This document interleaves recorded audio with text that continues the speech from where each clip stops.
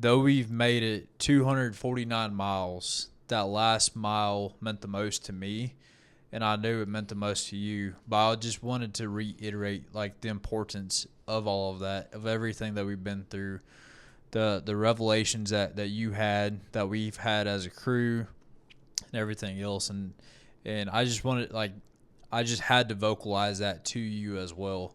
And I was like, you have to run this last mile. I don't care where you're at mentally, physically. Had you not run that last mile, I knew it'd be a mile that probably always haunt you.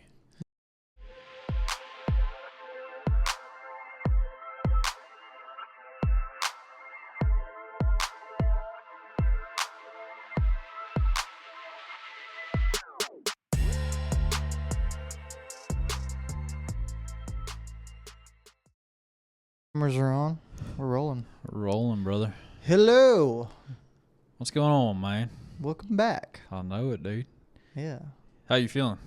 Feeling pretty good. How are Yeah. you feeling? Good, man. Good. It's been a weird few days on the training side of things for me. Okay. You elaborate for us. Was that Saturday? Yeah, so Saturday. Yep. Saturdays are my long run days, and I had a 12 miler, so nothing really long, right? Yeah. That was probably the hardest run I've had my entire training block. Why is that? And it just put me in a weird mood. Okay. That the day of, at least. Was it intervals or was it anything, or is it just a long run? Just a long run. So I had leg day Thursday, Mm-hmm. and that was my first leg day back. I guess really the whole last week is my first week back in the weight room for probably like 5 weeks or so, actually. Okay. Which is a long time for me. Yeah. I started back in the weight room this week, and it's been I think I was a few months removed, and it's been a fiasco. So yeah. Because I guess going into my taper week for my race was the last time I lifted, and then we had my race, and then we had Cocodona and everything else, and just getting back into the routine of things. And I've been doing some like driveway workouts and stuff like that with the sandbag and box jump and all that good stuff. Okay. Yeah. But anyways, so it's back in the weight room for the first time this past week, and had a good old leg day Thursday. I love leg day. Wasn't anything crazy or anything. It's just like my normal routine for stuff. But still, whenever you're not in there consistently, some of those workouts, weight training in general just destroys you if you're not consistently at it, right? Yes.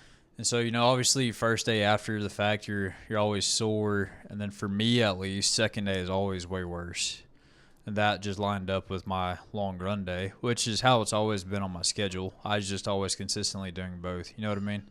Yeah. And so I had a little bit of that going on. I was stoved up the night before. I just ate like crap. And in addition to that, man, it was just like, as soon as I started my run, like I just immediately in my head. And that just makes for a very long run. It does, even if you're used to running 20 miles and you're stretching out for a 12. Yeah, it was just, I don't know, man. It's just rough. And just in my head the entire time. And it was like, the equivalent was like whenever I was out there at West Texas and I was on the backside of that race, I was down on my nutrition, sun was beating down on me and everything else. It's just like you get in your head, right? And it's just a battle, and you're just going through. And I'm, luckily I'm able to take a step back and realize, like, in that moment, like, where I'm at and try to utilize that to my advantage. Like, hey, you don't get training opportunities like this often where you feel like crap, you're down in the dumps, and you can go through and capitalize on it best you can, right? But, like, that's where I was, like, mentally and physically. Like, I was trying to go faster, just trying to be positive and just go through it best I could. But dude, that's the longest 12 miles I've ever had. That's what they say is that those are the runs that you get the most out of it. Yeah. And just like workouts or whatever else you're going through, whatever's challenging, whatever's tough, that's where you you really put in the work, and that's really where you get the gains from, right? It is, man. It is, and it just highlighted the fact to me just how big of a mental battle like all of this is. It is. Because like physically, I mean, we just went through a 250-mile race with you, and I've gone through and I've done an ultra now as well, and 12 miles is nothing, right? Yeah, typically nothing. Typically, but whenever you're just in your head, like it just really highlighted the fact of like it's a mental battle. It is 90%. It really is. And it's weird how you can get to that state, and it's like that for, like you said, it's like that for 12-mile runs, or it's like that for 250-mile runs. And if there's other factors playing into the hand of I'm not at my best, or I'm struggling with this or that, or hey, conditions aren't perfect because I did this, lifted 2 days ago, this is my sorest I've ever been, I haven't lifted in a while, all that good stuff. It does. It starts to like chip away at the armor that is your mental fortitude. It does, man. And I think, the other half of that too is like we go, like, I know where I should be on my runs, and I have expectations of myself and what these runs should look like. And then whenever you go in, just like, whenever you go into a race that you've prepared for, if you're not hitting that mark where you think you should be, it just like hits you. Yeah, it absolutely does. And it snowballs further the whole effect of not feeling your best and not feeling like you're accomplishing what you set out to accomplish. Oh, absolutely. Right? Absolutely. And it just, if you let it, I mean, it'll just take you down right quick in a hurry. And, it will. But, like I said, on the other side of that, there's the opportunity to recognize it and work through that. And that's something I tried to keep in mind while I was going through my run. Is like, it hit me probably like four miles in or so. I was like, I feel like I'm right back in a race. And you don't ever feel like you're in a race whenever you're on a training run. But just like mentally and physically, that's where I was at. I was like, okay, well, this is where I'm at. What can I do to use this to my advantage? And I just started trying to work through some tools that we utilize while we're running and stuff like that, and digging into the cookie jar and all that good stuff. You know what I mean? But it just, I don't know, brother. It is weird for me just being in that headspace, and especially just for a 12-miler. And on the backside of it, my coach will go through and he'll put intervals of like mileage to where I should be. And I didn't realize it until after the fact. Like, I still beat that time that he was expecting, but still nowhere near like where I expected myself to be. Yeah. And I don't know. It was just weird. And then Sunday had another follow-up run, had a 6-mile shakeout run, and it was better. Still a little sore and everything, but yeah, man. I don't know. Just it's just kind of weird. It is, and man, I think there's a bunch of different rules that people follow in this whole thing, but obviously they say that a lot of your runs, whenever you're doing this and in these deep training cycles, like you expect a handful of these runs to feel terrible, and you expect a handful of these runs to feel absolutely great, and then you expect a lot of runs to be somewhere in the middle of that, right? Yeah. Because it's not all good, it's not all bad, and It really is. I mean, there was even times in the training cycle for the 250, even as we were getting closer to the end, maybe 6 weeks out and things like that, I was just still in a spot where I was so ready for training to be over and I was ready to be involved in a big event. Or it was just we had been doing so much and there was so much mileage, so many hours, so many days spent on my feet that I was just over the fact that I would have to go out and run again. And it did me a lot of good to, like you said, dip into the cookie jar and some of those other tools that we talk about, and really go to a place of gratitude as well. So just thinking about where I've been at versus where I am now, and thinking about the fact that many people don't get the opportunity to come out and do what we're doing, or even whatever, recognize their ability to go out and do it. They'd be distracted by something else, some menial thing in life that just steals their attention, steals their capacity and steals all of their potential away from them because they get wrapped up in something. And I've been a victim of that as well, and I'm glad I'm not there, you know? So Absolutely. And, you know, I think on the other side of that too, you know, so often we see all the great things that go on in training on social media, or it's easy to think like, oh, you can go out, run 50 miles or whatever. Like, you must not have any hard days. You know what I mean? Yeah. And it's just quite the opposite. Yeah. And, yeah, dude, I don't know. You know, I tried to use it to my advantage. But it's like, I was thankful for that, and I worked through it. But, I don't know. It's just like, again, I didn't hit the expectations that I had for myself throughout that. But on the backside of it, I mean, it still worked out. So, yeah. Well, I appreciate you sharing that because we often talk, like you just said, with the social media thing. We also often talk about the highs and not the lows.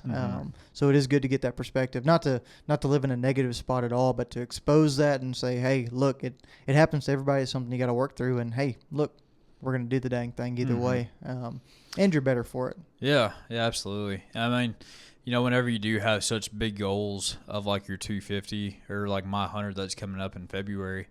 I mean, it's like whenever you have those hard days, it's like, dude, I'm struggling on a 12-miler. Yeah. Can I make it 98 more miles? Oh, man.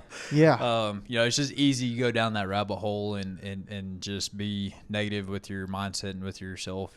But, again, you know, it's just realizing and recognizing, like, hey, this is an opportunity to use to your advantage. You know, it's going to suck, but make the most of it. Yeah. So. Absolutely, dude. Well, cool. Yeah, man, that's where I'm at, you know, training wise. Looking forward to this week. Looking forward to seeing how I'm feeling. You know, moving out through the runs I have. Mileage is starting to pick up a little bit for me. Celebrated our first year of marriage just yesterday, actually. So that's right. Pretty awesome. Congratulations, brother. Yeah, I appreciate it, man. It's just wild, like how fast a year flies by. And just like the amount of growth that we've had throughout this past year, all the changes, all the adventures and everything. You know, we've moved cities. We've both got new jobs, new companies, right? Yeah. The amount of growth we've seen in each other's faith throughout this past year has been pretty incredible, and we got some pretty big, awesome things coming down the road too. So, yeah, it's been, in the words of Parker McCollum, it's been a hell of a year, you know. Yeah. Absolutely. Yep. It's been awesome to see, and the same exact thing, man. Seeing how things have changed and progressed, and the growth, and growth looks weird in a lot of ways too, because growth isn't always more, right? Yeah. It's not always having a better job. It's not always having more money in the bank account. It's not always having the Instagram perfect relationship and all those things, right? But sometimes it's becoming a little bit more grounded, a little bit more real with yourself, or within that relationship with God and with yourself, and even those around you, and realizing really where you and your happiness is derived from. And I think truly starting to evaluate that has been a key component of moving life in a good direction for both you and I, right? So it's been cool to see. It has been, man. It has been. And, you know, I'm excited, obviously, to see what continues to play out for us and just everything else. So, yeah. Well, man, happy anniversary, first anniversary. And before we go any further, we do need to take a second. We're sitting down recording this on Memorial Day as well. Yeah.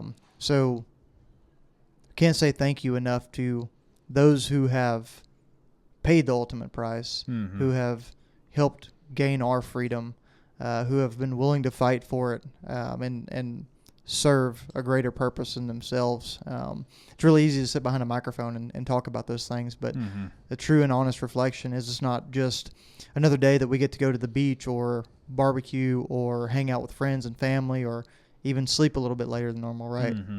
There's a reason behind what today really means, and here within our network at Next in Line, you and I, we talked about these things many times.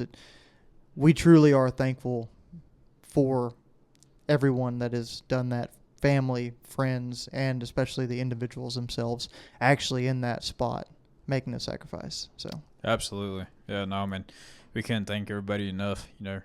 I think it's so easy to just get wrapped up into, oh, it's another day off of work, or into the surface level things and it's oftentimes, like you said, just overlooked as to what the true meaning behind today is. And so to all those that have gone through and made that sacrifice, we do truly honor you and thank you. Yeah. So no, exactly.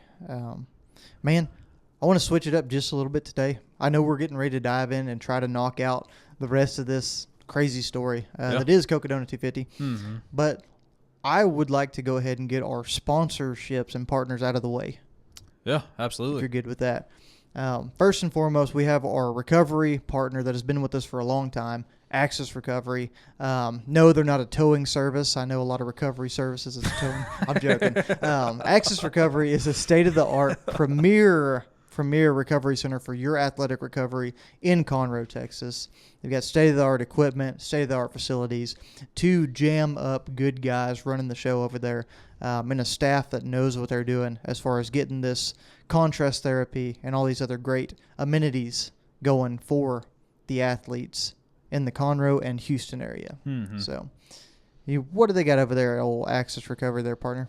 Man, they got a plethora of things. Anything from a cold plunge to a sauna for that contrast therapy, if you're interested in that. Obviously, they got those Normatec boots that we love so much. They got a stretch lab over there. They got a assault bike and just about everything in between. And so if you're looking for anything on that recovery side, there's no better place than Axis. So make sure you stop by. Again, if you mention next in line, you get 10% off the next visit.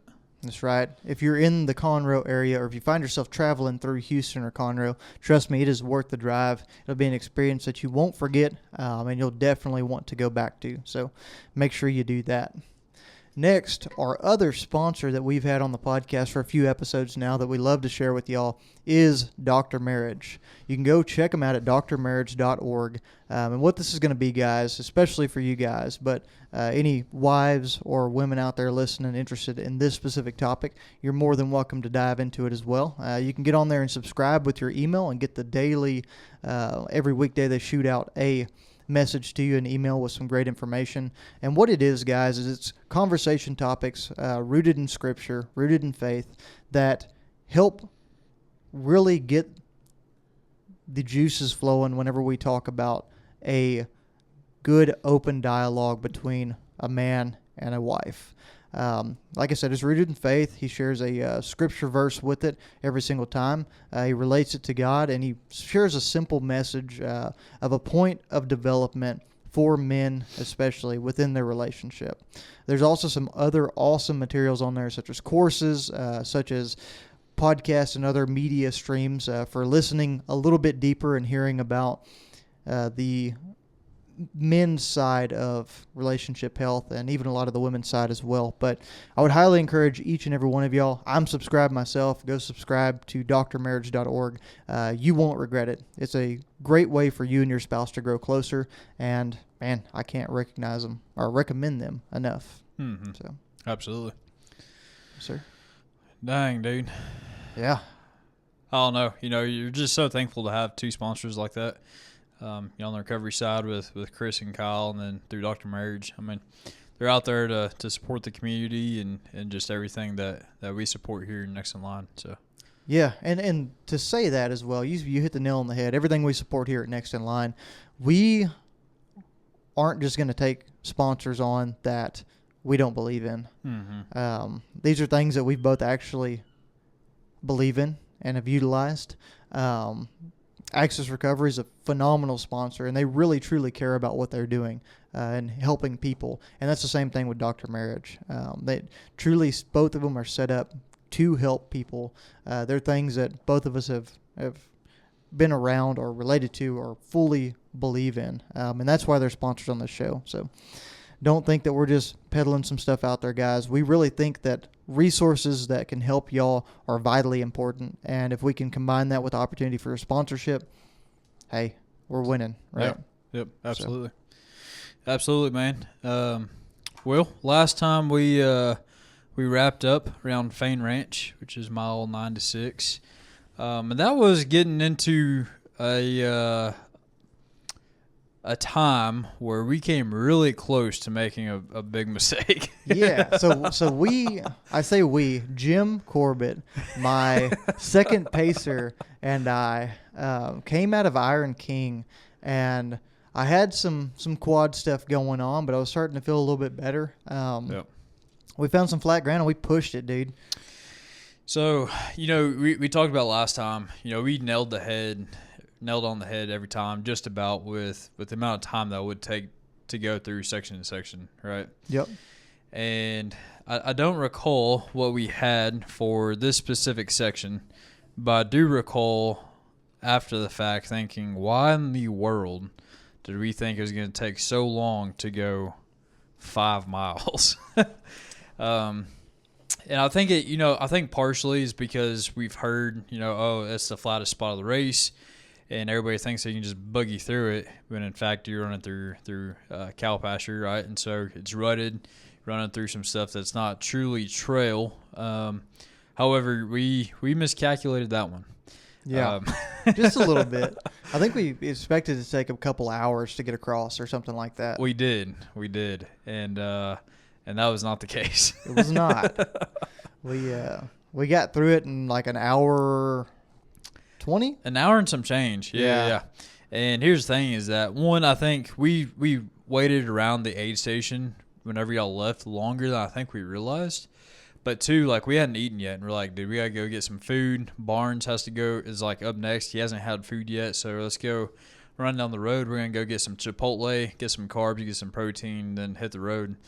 And Chipotle is like, I don't know, 15 minutes down the road, and we were pulling up, and we pulled y'all up on the GPS tracker, and we're like, oh crap, they are a mile and a half out from from that next aid station. And dude, we had to boogie on back to get over there. Did y'all get y'all's Chipotle? The crew did not. We got Barnes some food. Barnes ran in, and I literally sat right there at the front door. He was in and out in like, I feel like 60 seconds. And he jumped back in the Tahoe. He was wolfing it down as I was like, kid you not, driving 90 to get back to the next aid station of Fain Ranch, right? Mm-hmm. And we looked out. I mean, as we were pulling up, y'all were rounding that corner like 2 minutes later. And so that was a close call. But, talk to me about Fain Ranch. Everybody says it's the flattest part. You can't really run it. Obviously, I don't think it's to the extent that everybody said it was.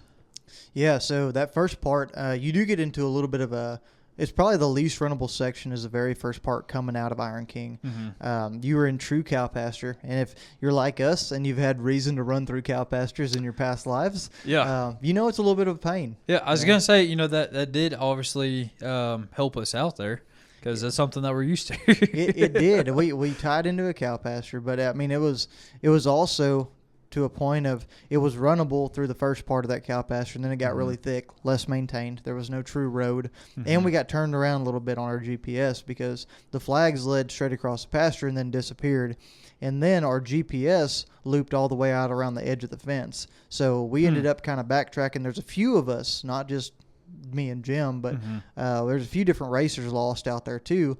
So we saw flags across the way, and we decided to just kind of go that direction, and we eased across. But that did slow us down quite a bit in that first section. Mm-hmm. But then you climb over the fence, you end up on on a road leading out to this other pasture, and that's a mile and a half of runnable blacktop. So gotcha. We boogied. So you're able to pick up pace there, obviously. Yeah, Jim had to fish a stick out of his shoe because he picked up a pretty dang big stick. I don't know how the heck it got in there, but he did. He finally fished it out. We jumped the fence and got going. Yeah. They had a bunch of these wooden like A-frame ladders to climb over the barbed wire. Mm-hmm. I think a lot of people. There was a couple of people that fell off of them I heard about, and some people that got tangled up in barbed wire because that first top wire was exposed a little bit to you. I could see that. So some people got a little bit out of shape, but we had some experience, so we did just fine. Yeah. Boogied down the road, got into the main pasture, and it was pretty runnable, but by that time I was also trying to be smart. So we basically power hiked, and we probably were in the 15 minute mile range on that one. We should have and could have ran that one a little bit, but we were also finding cactus tucked into weeds and things like that we couldn't see very well. So we're just trying to be a little bit safe and careful. Yeah, absolutely. And it's also midday at that point too. It was. Sun was beating down. There's no cover in Arizona unless you're up in the woods, and we're out in the open pasture. So. Yeah, there's not a tree in sight. We cut across that pasture. It dropped us into a wash, picked us back up out of the wash, dumped us under a culvert, a big old culvert tunnel kind of deal, leading under a highway. And then for too long, we were back in open pasture and coming around this police academy deal. It was a driving academy where they were doing all kinds of weird maneuvers and stuff. But we split around that fence, got moving, and then we looked up, and we were surprised as well. We were like that's the aid station up there. Like, sure enough, okay. And we were very surprised we pushed that hard. That was a pretty cool aid station though too. It was like cool. a non-traditional aid station. They had couches there. They had some food that was pretty good from what it looked like. Yeah, the Satisfy Outdoors aid station right there is mile 100 ish right there at 100 at Fain Ranch. It's an awesome aid station, right? They have these white couches. Everybody's just chilling on couches when you get there. They got chicken strips, chicken nuggets. Yeah. And they had some red potatoes that were fried up as well. Dang. Man, it was so good. Yeah. So good. The staff was awesome and helpful. They had some cool bottles, 250 milliliter bottles we got that had the Cocodona logo on them and everything. It was just an awesome experience. And got to meet up with y'all. Got to flip in. Me and old Barnesy were about to get going. Of course, Barnesy's talking all the mess to the aid station people and riling them up. That's how I walked in on that part. Oh, yeah. And we won't get into that as a family podcast. But before long, we were ready to roll, and we didn't spend too terribly much time there. Y'all got there and got me restocked, made sure we were taken care of. But the aid station did a lot of good things for me there, too. So so between y'all and the aid station, we knocked it out, had a pretty quick turnaround there. I was going to say, that was one that was noticeably a quicker stop for us. That one was pretty quick. The one before was pretty quick as well. Just in and out basically with I don't know, 5-10 minutes to eat down some food and get back on the trail. So yeah, and I think it was a really good place for us to do that as well because we were moving well. We felt pretty decently good there. Right quad was still playing a little bit of a factor, but just we were able to move through that well. We're able to get going, and for too long, old Barnesy and I were kicking back, headed towards Mingus Mountain, I think, at that point. Yep. Yeah, dude. Next is Mingus. Driving up to Mingus was another beautiful spot just going up to. And it was I don't know, like, I guess it's just kind of unexpected, like the whole atmosphere up there for at least on my side of things. Like it was nice. There was cabins up there, good clean bathrooms, really good food, and I think that ended up being one of your best stops, if I had to guess from my perspective. That was as far as productivity and getting me feeling like $1 million really bucks good. Again. Yeah, honestly, Mingus was one of my favorite aid stations we hit because everything just came together the way we needed it to. Yeah. Now, did you and Barnes have any struggles that kind of stand out to you going up to Mingus? We did on the first part because I think what people really talk about with the aid station being a pain, or I'm sorry, the Fain Ranch spot being a pain, is we were still down in Fain Ranch heading up towards Mingus, and we stayed in pasture that was semi-runnable, but it was also a pain to try to navigate with a bunch of rocks and cactus and brushy stuff that we were working our way through, and it felt like we were probably running through that flat stuff that we couldn't make up a lot of time on for 4 or 5 miles. So it just took forever to get around there. But we passed the 100-mile mark. They had a little flag there that said 100 miles in. And, of course, you try to distract yourself and make sure that you're not thinking that, hey, I got 150 miles left. It's funny you say that. There was a section later on where we were running together, and I literally spotlighted one of the checks. I was like, dang, shouldn't have done that. Yeah, and it's interesting. And I'd love to talk about that, too, and get your perspective on it. Yeah. But out there with Barnesy, it was cool because that marked the longest I had ever been out on a trail or on a race before. I had been, and this was your first section with Barnes too. Correct. It was my first section with Barnes. He was pushing me, trying to get me going. Yeah. I was fighting a little bit of stomachs in my quad, so I was trying to be smart in our approach across there because I knew we had a big climb coming up, going up to Mingus, and some honestly some opportunity once we got up there to recover a little bit. We knew it was going to be a hard push to get there, but we were going to be getting towards night and everything up on Mingus. So it was a good section. We got through that spot finally, ended up on a highway, went out a gate that we weren't supposed to go out, and then looked back and we're like, oh crap, the flags are inside the fence. So we only went about 1/10 of a mile, luckily, and curved back, got back inside the pasture, took back off. For too long, it dumped us out into this little area by this old house that had a bunch of signs to be quiet. I thought that was kind of interesting, but then dumped us off on these trails, and we kicked through and we ran a little bit and made up some time, weaving back through there, leading up to the base of Mingus, and from there we started climbing, and the sun was getting lower by that point, I think, getting towards evening, and it was really cool going through, and we'd hit a bunch of switchbacks, and it was a steady climb, but it was probably one of those climbs that wasn't super intensive going up. There was some steepness to it at times, but it wasn't just like obliterating yourself. It wasn't just murdering you as you're going up through a certain section or anything. Yeah, exactly. The footing was pretty good still. It wasn't like trying to step up on big rocks and like have to make all these different switchbacks like we'll talk about later on. But it was It was a well-traveled trail that we could walk up pretty well or hike up pretty well. And we moved really solidly for most of that section. Of course, once we got to the top up there, it dumped us out on some fire roads, and we kicked around a little bit. And it was a little ways till we got to the aid station, but we passed by a really cool lake, had a bunch of people up there fishing, a bunch of people camping around all these different spots, and it was just this neat area. We looked out across the lake, and Chris Barnes says, "Is that snow?" And I was like, "Yep, sure is." We look over there, and there's a big old strip of snow up there, man. Yeah. Just hadn't melted away. It's still that cold up there on the mountain. So, yeah, dude, it was surprising. Like, obviously, you get up into some altitude, and temperature definitely drops. And then coupling that with the sunset and everything else, we got up to the top.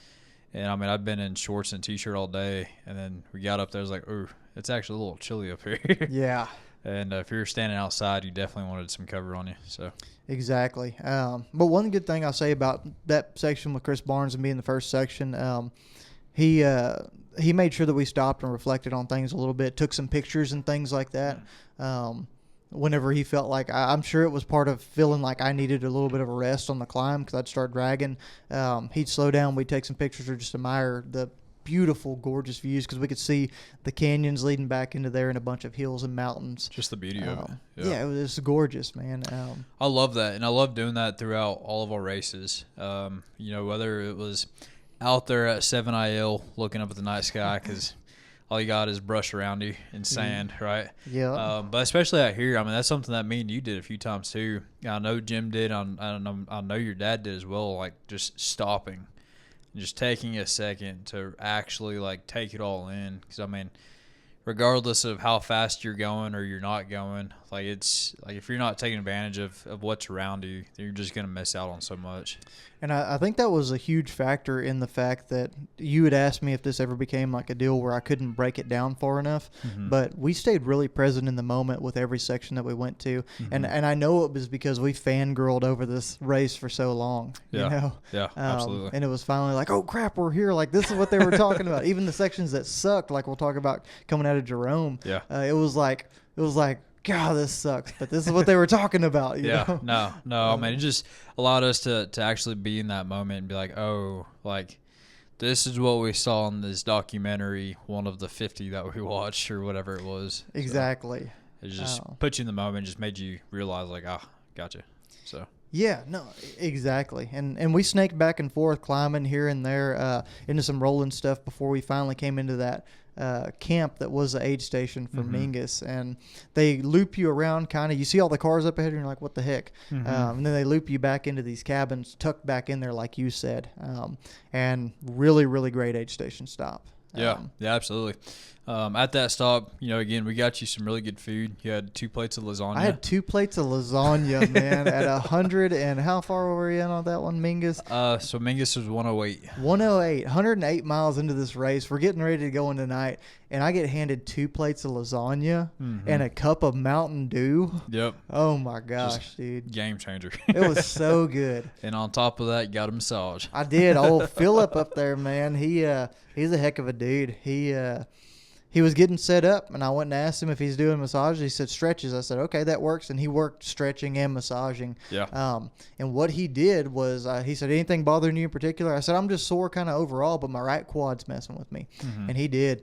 He got me stretched out, opened back up. I mean, everything was tight. And whenever I got off that table, kind of staggered a little bit, still felt the quad just a tick. Then went over and we had finished eating, done everything, checked out of the aid station right there, and decided we were going to the car. So we looped around about 150, 200 yards out, probably was the car. Yeah. And we knew we were going to have to get ready for the cold in the night. Picking Jim back up there to go out towards Jerome. Yep. And it was a pretty cool experience because we got out there and started to loosen up, started to feel good. We were all joking around, talking crap. Got my old Nemesis safety glasses on for the night because of all the dust. Yeah. Got some warm gear on. Got some running pants, all that good stuff. Y'all packed my bag up again. And I can't say enough about how y'all nailed packing everything from nutrition to the cold gear to everything. I know we talked about caffeine that one time and it seemed kind of critical, but I mean, beyond one little thing that was at aid stations anyway, and I utilized it at aid stations, we did awesome. Y'all did a phenomenal job. And like I'm hoping that's something we can carry on to these next ultras with everybody else running too. Absolutely. I mean, I don't see, this was just kind of like the apex for everything that we've done in the past, and just to see it all come together through something like this is, I mean, you couldn't ask for anything more. And so, but dude, I mean, I know that going out of Mingus, y'all had to go through some descents quite a bit. Yeah, so we did a really minor climb on a fire road leading out of there. But what it did was it took us to one of the peaks that overlooked. I think, man, I can't remember if it was Prescott. I think it was Prescott because we were still close enough to it. We overlooked it, and there's just this. It's nighttime, so we all got our headlamps on. But we look up, and there's this gorgeous view of just the city laid out beyond down this mountain, and it's lit up. You can see little bitty cars driving down the highway and things like that out there. It's just it's this beautiful sight, man. Yeah, absolutely. Jim and I stopped, took some pictures of it and everything, and it was another point of stopping to admire, smell the roses if you would. Yeah. And then we started on some single track trail, and we were flying. I felt like I don't know if it was the stretching combined with taking a little bit of Tylenol and getting some good food in me. Some Mountain Dew. Yeah, it might have been the dew, dude. But whatever it was, I felt good. I felt like I just started running, man. And didn't have any pain, any soreness anywhere, and we just started booking it. And we were flying down the hill. I say down the hill, down the mountain. And we came to a spot where it was very, very, very tight single track. Like I'm saying steep, going downhill, going down mountain, rocky. So it's kind of unsure footing as it is. And you look over to your left with that headlamp, and it is a sheer drop off. Can't see what's below you. So we got tied into a huge group of folks there and couldn't make any progress. Oh, really? Just people slow poking it down? Yeah, there was people that were slow poking it down a little bit. Don't get me wrong, it probably kept us in a good spot, a better spot than we were in. Yeah. But that's really where it ate up a little bit of time because I like to burn down hills a little bit. Once we followed switchbacks and steep changes for a while. Then we got to an opening where it widened out a little bit and we were able to get around some folks, and we started pushing it downhill a bit before we got to what was probably the top of the canyon. We were down the mountain officially, and we got to the top of this like ridge line, and maybe it was a plateau, canyon, whatever you want to call it, but we were up on this base and it started rolling again. We started climbing a little bit more. I was really surprised at how much we actually climbed through this section too.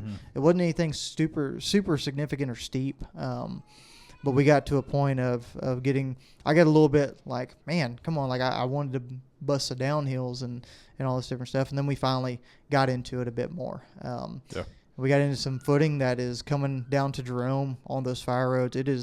It is baseball to softball sized rocks, then some loose gravel, and it's all loose. So Jim and I are scrambling down it. I like to push the pace going down, and he likes to run down hills. So we're pushing. I think there was a couple times it got a little hairy for both of us. I think Jim came out and told y'all that there's a couple times he thought he was gonna eat it pretty good out there. Yeah. And myself included, but that just tells you like we were making up some ground. I was still feeling really good at that point. We were going, and we went downhill for a good ways before we tied into a contour line and kind of just followed rolling for a while, leading towards Jerome. Mm-hmm. And I don't know, maybe like 6 or 7 miles left. We were rolling and staying kind of consistent, probably a net down. Yeah. But we'd work our way down. We get past some people, and we made up a lot of ground there. I think there's where we found some bear crap as well. Pretty good sized bear crap. So we knew there were some bears out there at that point, dude. Yeah. But I didn't, which is new to us. It was interesting, but we definitely didn't see anything. Weren't worried about it either. We just burned off. Yep. Started pushing, and then it dumped us out onto a fire road. And at that point, I don't know if it was the downhills and just beating it over and over and over consistently, or my shoes weren't quite right on my left side. That's where I started to get into some of the ankle issue that I had.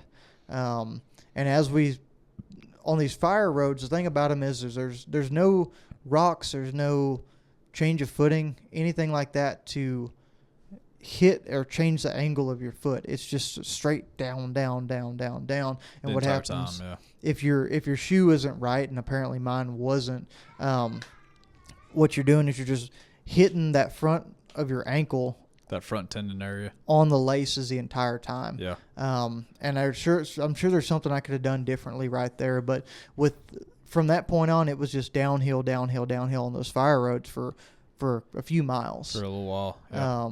And I think it was right there coming down into Jerome where I irritated that tendon that stretches all the way from my big toe up to my high ankle. Mm-hmm.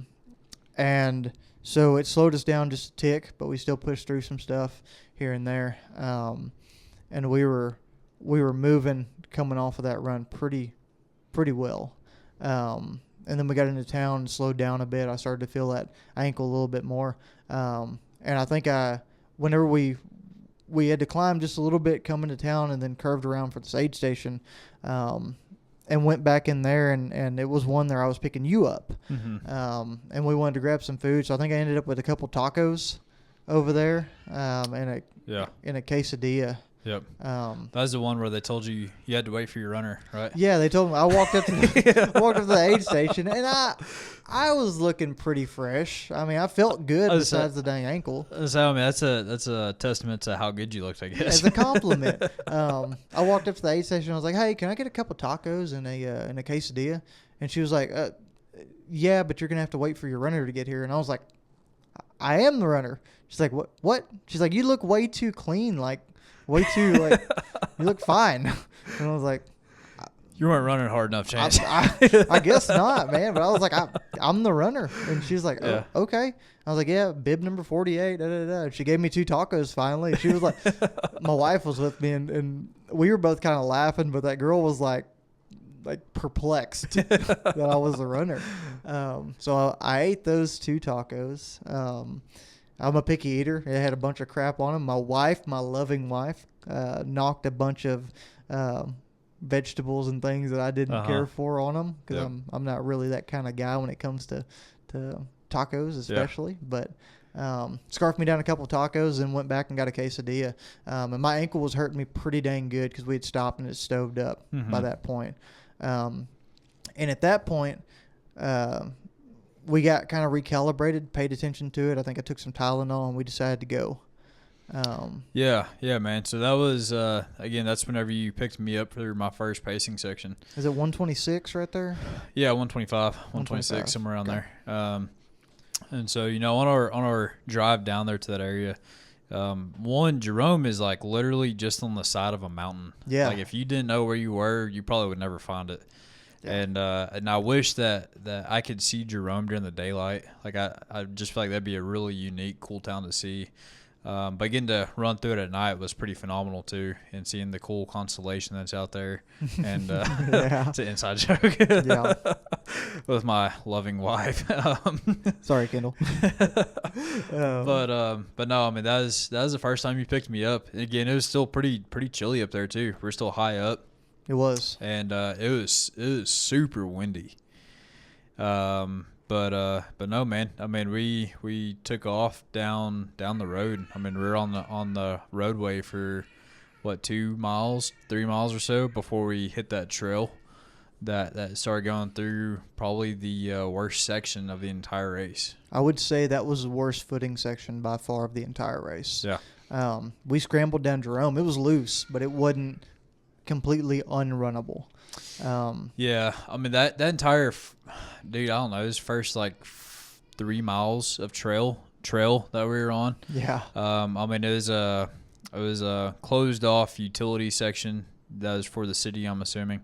But it was all, big chunks of rock, glass, metal. Like it was just that mileage is like a dumping ground for everybody, I feel like. Yeah, and it was, when we say big rocks, we're talking about like softball sized rocks that were all loose. So you put your foot on them and they're all moving. Slide and and it's downhill, so it's got a little bit of steepness to it as well. So we were trying to pick through there, and I don't think that section did my ankle any favors. But we picked through that and stumbled and almost fell a million times. I do remember that pretty. Dude, yeah, we were both like sliding down that sucker. Yeah, and I was getting frustrated because I was like, man, I don't know if I know this sucks, but I don't know if I'm that bad off that I'm like struggling too. But it was a little bit reassuring. In the best of ways. With me being fresh, I'm still with you being struggling. fresh and struggling to get down it too. I was like, okay, no, this just sucks. Yeah. So that was a rough spot, but once we were out of that section, I mean, it was easy going through. Super runnable. Yeah. And that was a first section, again where, you and I were together. And that was a moment in time where we were also having, a pretty deep conversation as to where you were and where you were with your ankle. I don't know. Had that been something that Jim was aware of? Jim was not aware of it. It didn't really flare up until the back end of it. And we were both pretty focused on the aid station. I didn't know if it was something that was going to really flare up and bother me. Yeah. It started to be pretty real by the end of that last section going into Jerome, and then it really came into effect after we went downhill and after you and I went through that first few miles out of Jerome. So that's when it really flared up. So no, I didn't make Jim aware of it. Yeah. I think I told the crew a little bit it was starting to bug me just a tick, but it wasn't anything that any of us, I didn't seem worried about, so I'm sure nobody else did. Yeah. And it wasn't until we got out there that you made light of where it actually was. Yeah, and it was pretty bad. Yeah, I know it was. And, if you're bringing something up, I know it's like actually bothering you, right? Yeah. And for me, we've been through so many different races together. And, I was just trying to gauge, where you truly were. And, we had some conversation, where I thought you could be or were, right? And then where you actually were, and just trying to find alignment in that and what it was that we could actually do through this section. Because as you said, it was fully runnable. It was. I mean, it was, I think there was a 9-mile section. Is that right? Or something like that? Yeah. Yep. 9 miles. It was a 9-mile section, and the first 3 were not runnable coming down that hill. But then the last 6 were like, hey, we can make up a lot of solid ground. Like we could knock this out the same way we did Fain Ranch or faster. Yeah, I mean, you're just running through Cottonwoods and Easy Trail. Yeah, and even some of it was through town. Was through town as well. Yep. So it was very, very runnable. But we stopped in town at one point to try to stretch it out and see if we could mess with it a little bit. Yeah. And I honestly think that kind of irritated it more. Yeah. But we didn't know any better. I asked you to help me stretch it out, and it just got worse and worse. As we were beaten, because again on blacktop, there's no way for me to change the angle of my foot or anything.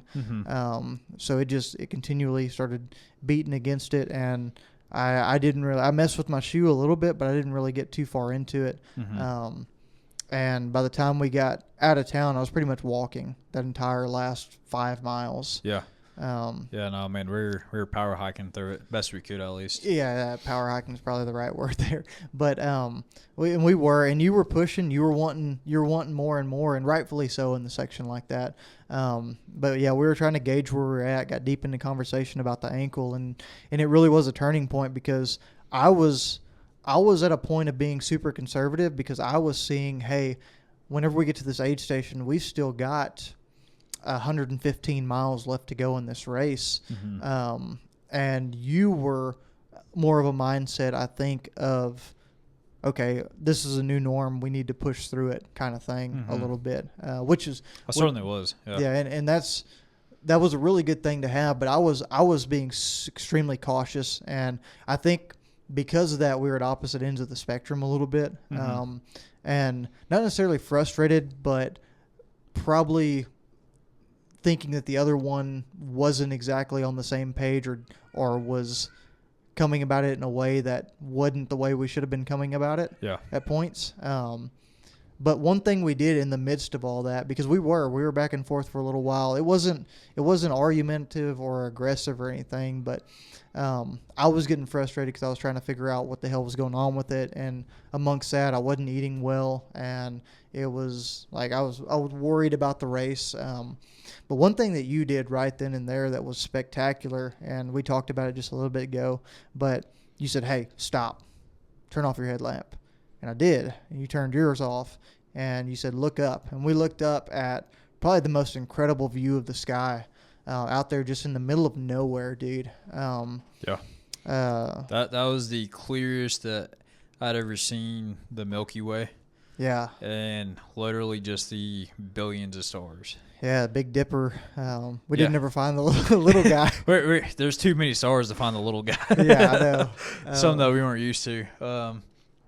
No, man, I mean, it's just one of those things, is frustrated in the moment on my side of things. I was trying to understand where you were, but I also knew it was like, hey, like, I also have a job to do per se out here and try to get you in a certain mindset. But at the same time, it's like, we're also the deepest you've ever been on a trail.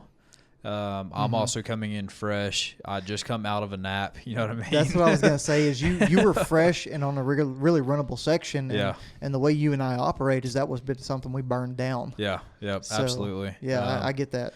But I realized in that moment is like, hey, like this may not be, again, what we expected typically in a section like this, but you can always take a step back and look at the bigger picture and enjoy the moment, right?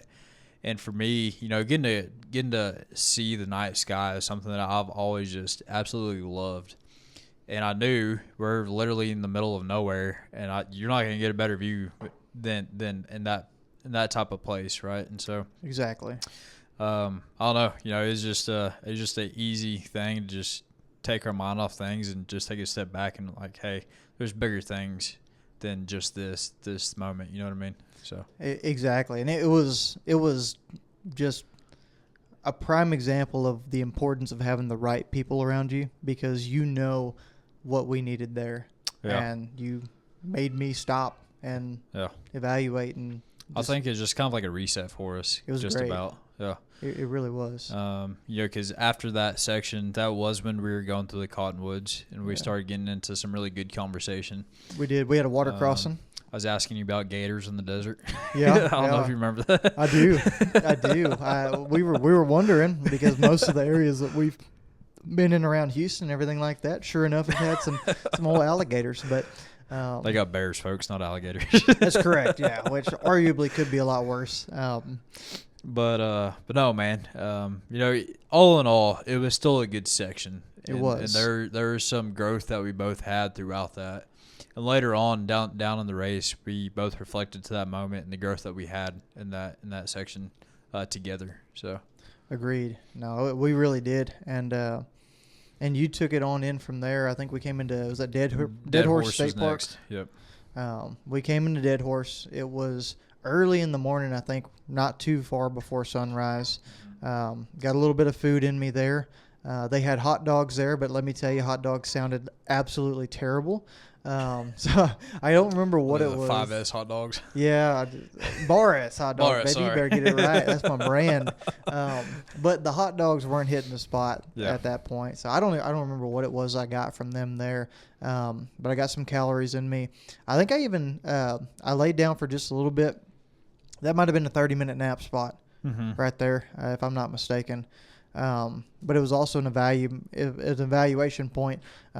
We got with Kelly, who is my dad's coach and an experienced runner, and did some little troubleshooting on the ankle since it was bothering me quite a bit. And we did some taping. We did some medicine. We did some other things like that to try to ease that a little bit and help that become a little bit more functional. And it worked. It took some time off the feet. Went to the restroom, drank some coffee there too. That could have been a dangerous place to get stuck in because those bathrooms were warm. Bathrooms were very nice. Yeah, it was very, very nice bathrooms and climate controlled and all those things absolutely. that you want whenever you're cold and 126 miles into a race. Yep. So, or 34 miles into a race. But we were able to, after a little bit of evaluation, a little bit of medical attention to the leg, and we didn't actually go to the med tent either with any kind of race medical people because we just didn't want to go through the process of being tied up for even longer or having to stop and rest it or ice it or any of the things that a medical professional probably would have told me to do at that point. I don't know. I feel like it's kind of like a taboo type of thing too. It's like we're in the middle of a race. If we bring attention to ourselves, then what effect is that going to have? You know what I mean? No, I agree with you. And they probably radio on to the next person, then it gets brought up just over and over again. And we didn't want to do that. Yeah, absolutely. But no, I mean, that was a good stop. And out of Dead Horse, y'all took off all the way up to Deer Pass. Yeah, Dad and I climbed up to Deer Pass, which actually turned out to be a really, really good section as far as time goes because between the tape, between getting some things answered on the ankle, changing a few things up here and there, started moving well again after a few miles into this section. We climbed out of this particular section because it was on a lower spot, climbed up onto some canyons, zigzagged around a little bit, and then I had a wild hair to start doing some intervals, and we started moving. And very quickly we got warm, so I had to shuck some cold gear. I think Dad at one point was just about naked on the trails. I'm going to out him a little bit. But he had to step off there and hide for a minute because we had to strip some gear down, man. Some tights and that's all right. that good stuff. Shuck everything. And it was funny. So we tied into there. We passed a few people, got tangled into some other folks, and started moving really good, started feeling really good. Yeah. Even though it started getting the warmth of the day and exposed a little bit, we were enjoying running through those canyons. And the other thing was I figured out at that point that if I put a rock in the middle of my left foot whenever I'm coming down on some of those angles, whenever I'm running down hills, it would actually massage my foot a little bit and change the angle of my foot so it didn't hurt my ankle near as much. Just kind of relieve that tension a little bit. It would definitely relieve that tension. It didn't overextend it so far, so it was a lot better situation. Yeah, absolutely. Right? And Deer Pass was probably one of my favorite aid station stops, just as a crew. It was a good camaraderie kind of. It was, man. That's when the guitars got broken out, some singing started happening, and everybody was just in a really good mood. They were, and Dad and I weaved through that section and made up some time and ran pretty good. And made some good time going out there to Deer Pass. No, y'all absolutely did. And before too long, we saw that we were with y'all, and we got over there, and we got there, and it was a vibe. The aid station was just kind of whatever. I think they had some sandwiches, and I had some Doritos. Yeah. So that was a good deal. Man, I'm just. Mountain Dew. Yeah, no, I don't think I had Mountain Dew there, but I think most of this race is just me getting to eat crappy food and enjoy my childhood video game sugar rush kind of things. So I got some Doritos, got a couple of sandwiches. I ended up eating one of the sandwiches, gave one to Dad because I knew he was probably pretty hungry after that leg. It was a longer leg that he and I did. So we sat down, and like you said, Barnes was goofing around on the guitar, and we'll probably put some videos out of that at some point. But we were, what was that mileage on that aid station? You got it? Deer Pass was 147. 147, so Yeah. almost at a mile 150, and I'm still vibing, having a good time, in a good place mentally. Stayed there for most of this race, honestly. Yeah. But we were all goofing around. I was picking up Chris Barnes there to go out to Sedona. Yep. And he was goofing around the guitar. We were changing lyrics to songs and singing other songs. And I think he broke out a Creed song at one point. He did. He did. We chowed down. Just cutting loose, man. Having a good time. Being a team and a crew. And I think that's something that's stupidly, wildly important. It's just like, again, just a big family just having a good time out there. And I think, everybody seeing the good mood that you're in just put the rest of us in a really good mood as well.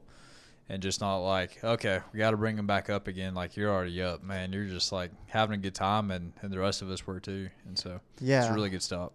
It was, because, I mean, you could see it on the faces of a lot of other runners out there. And not to talk smack on anyone else, because there was points I got low, but they got to spots. There was a lot of runners in that section just because it was long and rolling and exposed, and a lot of the same over and over again.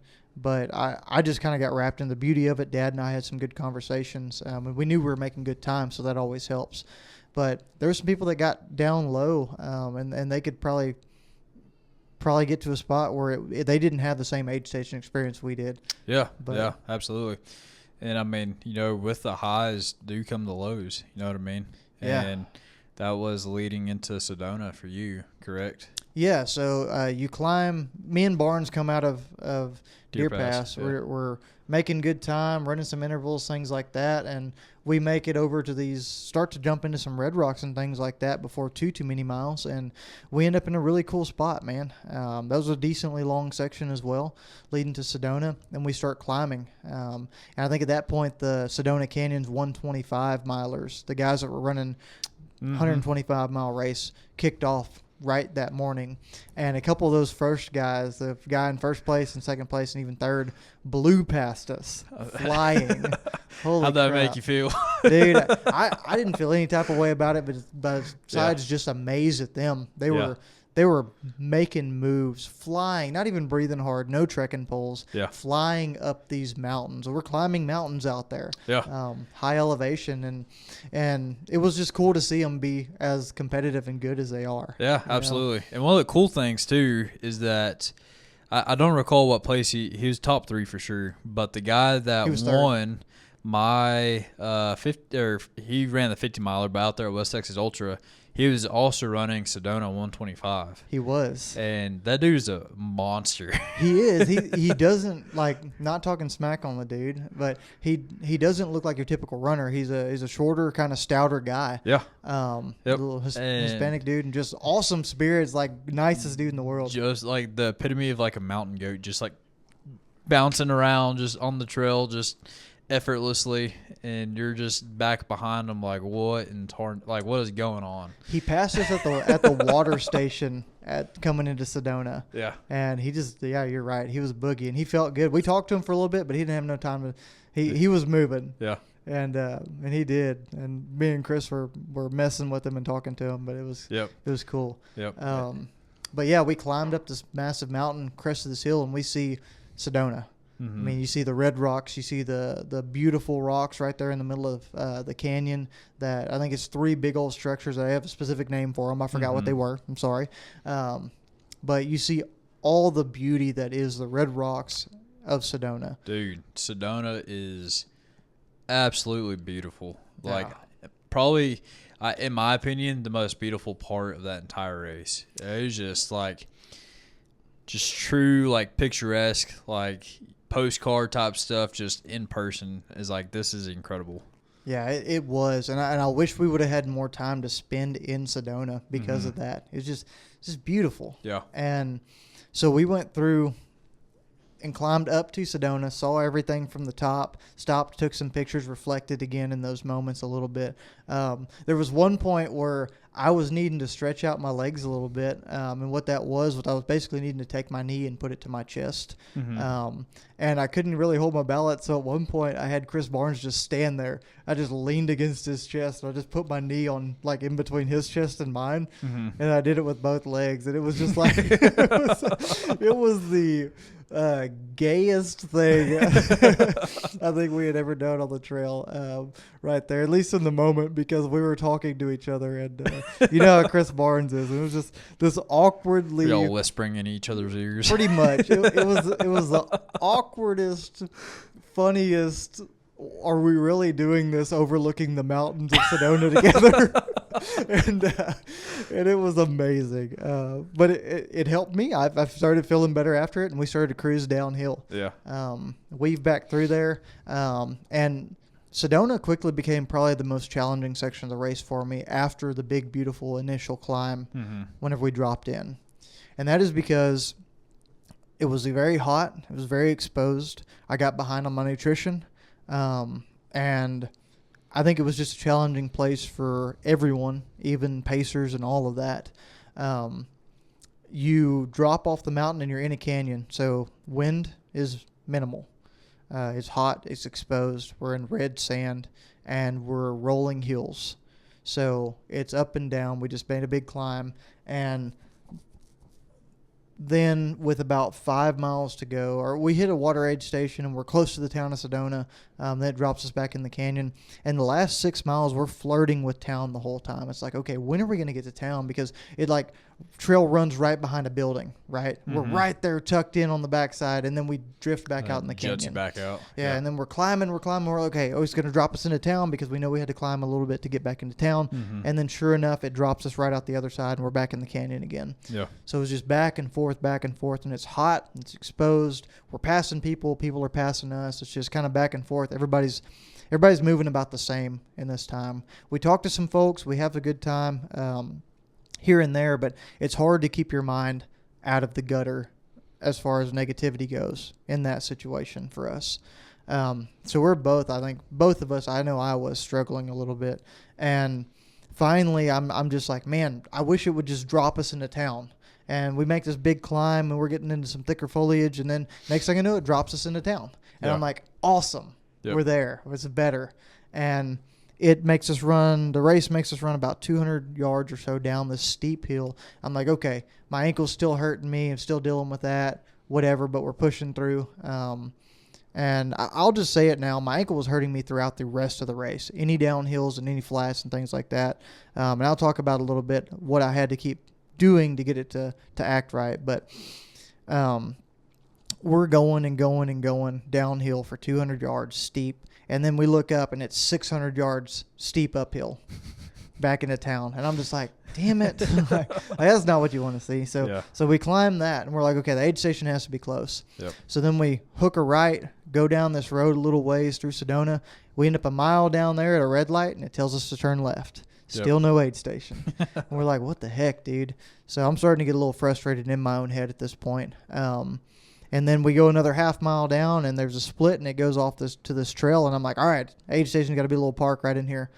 And we go into it, and I look up, and maybe a third of a mile in front of us, I see that there's runners running up on this ridge line over our heads. And I'm like, what the heck?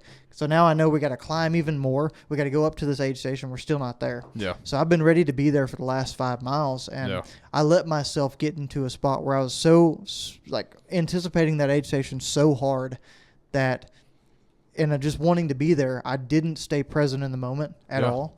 And I went to a really, really negative place. Like I said, probably the most negative place I was in during the race. During the entire race, easily. And so finally we climb up there, and we get to the backside of this aid station, and there's a fence. So we have to go around another like 150 yards to get to the front of this aid station. And then we get there, and they're making us check in. They're not letting the crew come into a certain area while the runner's coming in. I have to go out and get to y'all basically, and y'all can only be in the section while I'm there with y'all. Which I understand for crowding and purposes and everything like that, but it made things even more of kind of a pain. There. Absolutely. Like you said, I think once you start anticipating things, like it just very easily puts you in a negative spot, or once you have like a set expectation of something, then your mindset just goes there and just hangs on to it, right?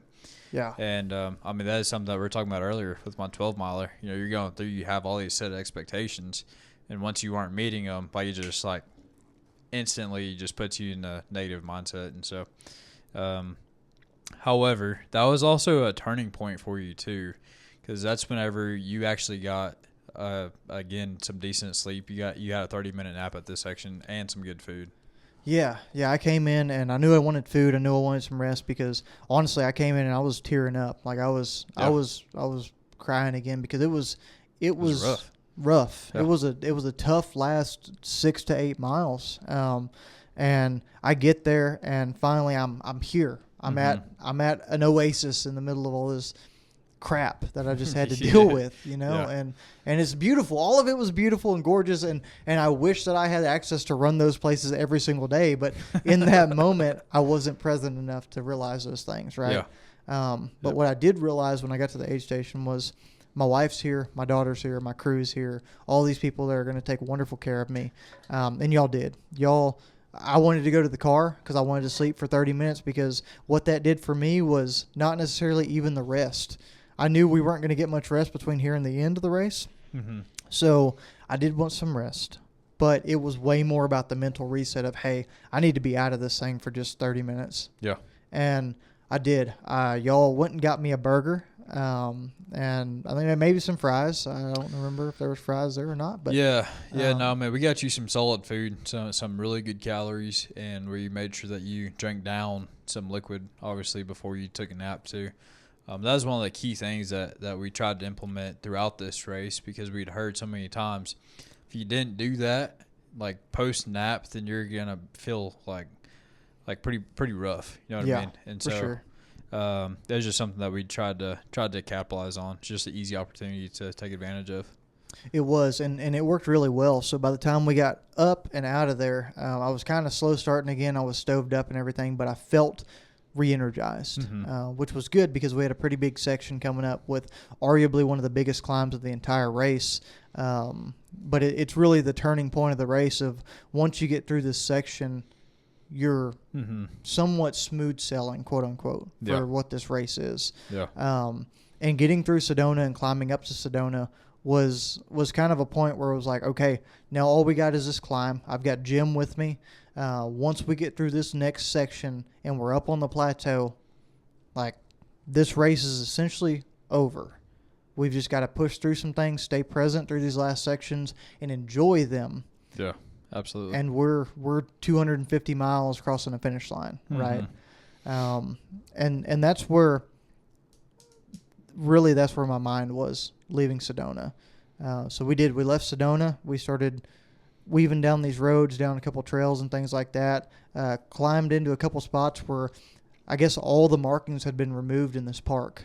Somebody had gone through and removed every single last one of them, or it just wasn't marked. So I didn't realize that. Yeah, we were trying to navigate, and this is on your way up to Schneebly, right? Yeah, leaving Sedona before the big climb. Yeah.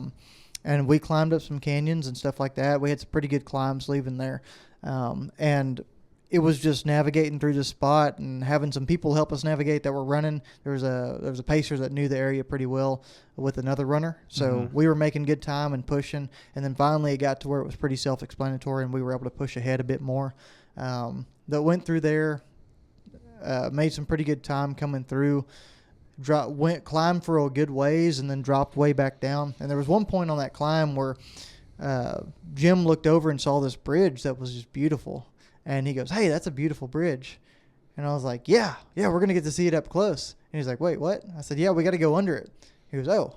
And then I had the realization a few seconds after he did that we're already way up here and that thing's way down there. That means we got to go back down before we climb up again. And it hit me and I was like, oh, crap. So we did. We dropped down and went down to that area, and there was a pretty significant water crossing that we went through that came up about thigh deep. Hindsight 2020, I would have done my shoes and feet a little bit differently going through there. That section, yeah. I just pretty much blew through it in my shoes, not worried about them getting wet. Then whenever I got to the other side, I took them off, dumped them out, wringed out socks. I ringed out my shoes and my insoles and everything like that, and then put them back on, and we took off again. Yeah. And from there, we started a pretty good climb. What ended up being 4,200 or 4,600, 4,000 feet. I don't know what it was. Somewhere around there. It was a big climb, steep climb, but with some absolutely gorgeous views overlooking Sedona. The canyon right there, where the canyon runs under that bridge as well. It's just metal bridge over there with the overlook and some water down at the bottom. It's just all of that was gorgeous. I can't say enough about Sedona. Yeah. And we're looking at red rock formations the whole way that we're climbing around this canyon and meandering through this whole deal. But it was a pretty stout climb, to the point of there were some better climbers than me that passed by. We passed a couple of people here and there, but it was one of the deals that we took a couple breaks on the climb because it was just it was steep and it was a long, long climb. And weaved through and finally climbed to the top of this thing. By the end of it, we got to where we were bushwhacking a little bit, and got to the top, and then meandered around a little bit, and there was some rolling stuff, and there was a water station up there kind of in between that you were able to refill all your resources, and also a nice little welcome break where we took a chance to put some cold gear on because it was getting dark on us. Yeah. And get ready for the night and refill water, and that was a nice little reset there with Jim. And then we started doing some more running. Yeah. So. Yep. Absolutely. We moved through there. I was battling some ankle stuff, of course. And we headed on from Sedona, still climbing little by little, headed towards Schneebly Hill. Yep. And dude, at Schneebly, that was a cool little spot too. It's just you're up in the piney woods at that point. I'm calling it the piney woods. I don't know if that's what it actually is, but at Schneebly, that was a good aid station stop too. They had some good food. They had heaters going, and once you hit that section, I mean that section alone was all fire roads. Yeah. And so it was all super runnable. I really enjoyed that section. Again, nighttime. That's my it's my prime pacing time. Yeah, exactly. And it was a really enjoyable time. That was a spot for us where we could go through. We did make up some time through there. Saw some more bear crap. And I even pointed out to you, and you're just like, yeah, like don't tell me that. I will say, I said I stayed really cognitively aware. Yeah. This is one spot that's a little bit blank for me in the puzzle. Yeah. Well, and I think it's because of how monotonous it was, right? Yeah. It's all very easy going. Just rolling hills, basically. All for the most part, I think it was a negative, like downhill for the most part, from what I recall. But I mean, it's just all fire road, right? That was a section too where we passed a handful of people, but they're far and few between until we got towards the end of it, and then we caught up to some folks, right? I do remember being like, you and I, we weaved through some really interesting places. It was almost more like what Southeast Texas feels like a little bit. As I said, it's kind of like reminiscent of like Huntsville State Park in a way. Yeah. And I do remember that. Without the roots. And I do remember thinking, because you were playing some music for us. I was. Yeah. And that was keeping me pretty in tune and going. There were some places where I kept expecting to run across somebody, and there was wide stretches where we didn't see anybody. Yeah. I think the most interesting thing, there was a spot, and I don't know if you remember this or not. Like we were a few miles down into like an actual trail section, because the first few miles was fire roads, and then you hit like true trail before it opened back up to roads again, right? Mm-hmm. But we were deep in that trail, and then there was somebody just camped out there in the middle of nowhere, and they had a trailer, just loud music going, but it was just like some people just camping. Like it wasn't a crew, wasn't runners or anything like that. It was just kind of weird. And then I recall seeing an individual just slumped up against a tree as well. I think they're just taking a nap out there on the trail. Yeah. But, once we got some music going, we were able to really maintain some consistency out there. And that's something that was a highlight to me, and even more so coming off the backside of Eldon that we'll talk about later. But just whenever you maintain consistency, we're implementing intervals at that time, and we're going through just staying steady with that. And when we did have some folks come up on us, or whenever we did come up on people, just the progress we made comparative to people that were running when they could and then walking when they could. Like there's a 9-day difference, and that was a big takeaway for me throughout this race. Was just whenever you implement a plan and stick with the consistency, something like intervals, like the progress you're able to make is just so much more consistent and efficient just overall. So yeah, I would agree with you, because you're asking yourself to be the honest police of it whenever you're just saying, hey, I'm going to run when I can and walk when I have to. Mm-hmm. Because let's be honest, you're almost 200 miles into a race. Yeah. There's going to be a lot of times your body tells you can't. No. And so be like true intervals and like actually being disciplined to a plan makes a lot of a difference. I agree with you fully. And we saw that in what we made up time-wise from there to the end of the race almost. Absolutely. And, I mean, at the beginning of this section, there was a runner and a pacer that blew by us. It was a girl and a guy. I don't know if you remember this. And they were running, right? And I was like, hey, like, we just got to stay consistent. Like, don't worry about them. We'll just do our thing. And on the backside of this section, we blew past them, and they were struggling at the end of it. And I think, like you said, just staying consistent with it for sure was just a highlight. And so that brought us all the way up into Munns, man. And Schneebly really went through pretty quickly, in my opinion. Yeah, that section, I think Schneebly is how many miles in? 178? That is 178, yeah. So 178, once you climb up onto the plateau out of Casper Canyon, coming out of Sedona, once you get to Schneebly, it really hits a flat spot, rolling hills more than anything, but it's more flat than it has been for the majority of the race. Yeah. So making up time is a great thing to do there, and you can you can get into a bit of a death march if you're not in a good place, but it is flat and it's very doable, right? It's not your alien parts of this race that are really challenging if you're not used to climbing or anything like that. Yeah. And pretty much till Eldon, mile 240-ish in there, it stays consistently, decently flat. Besides Walnut Canyon has one pretty good up and down, but that's about it. Yeah, absolutely.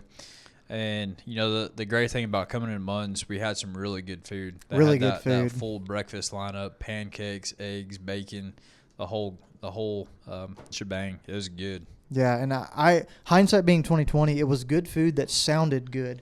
And what I should have done, because I wasn't fully we knew we planned on sleeping there a couple of hours. So we packed in a little bit of calories there, but I didn't pack in enough. I ate probably about half of what I should have.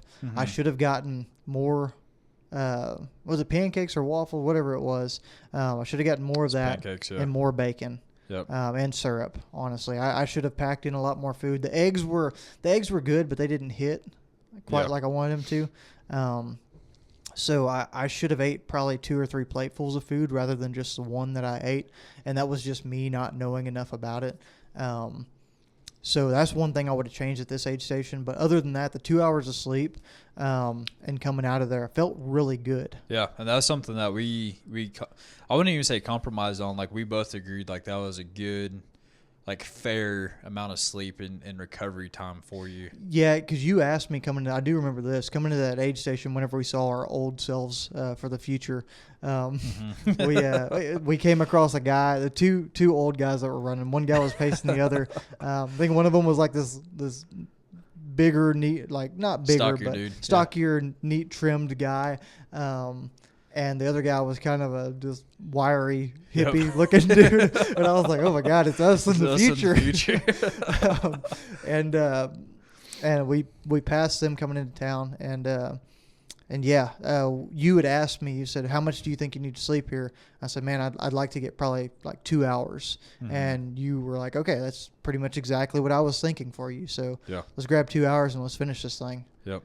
And we did. We grabbed 2 hours, got some food in us, all the good things. And by that point, at every aid station we stopped at, my ankle was very swollen by this point.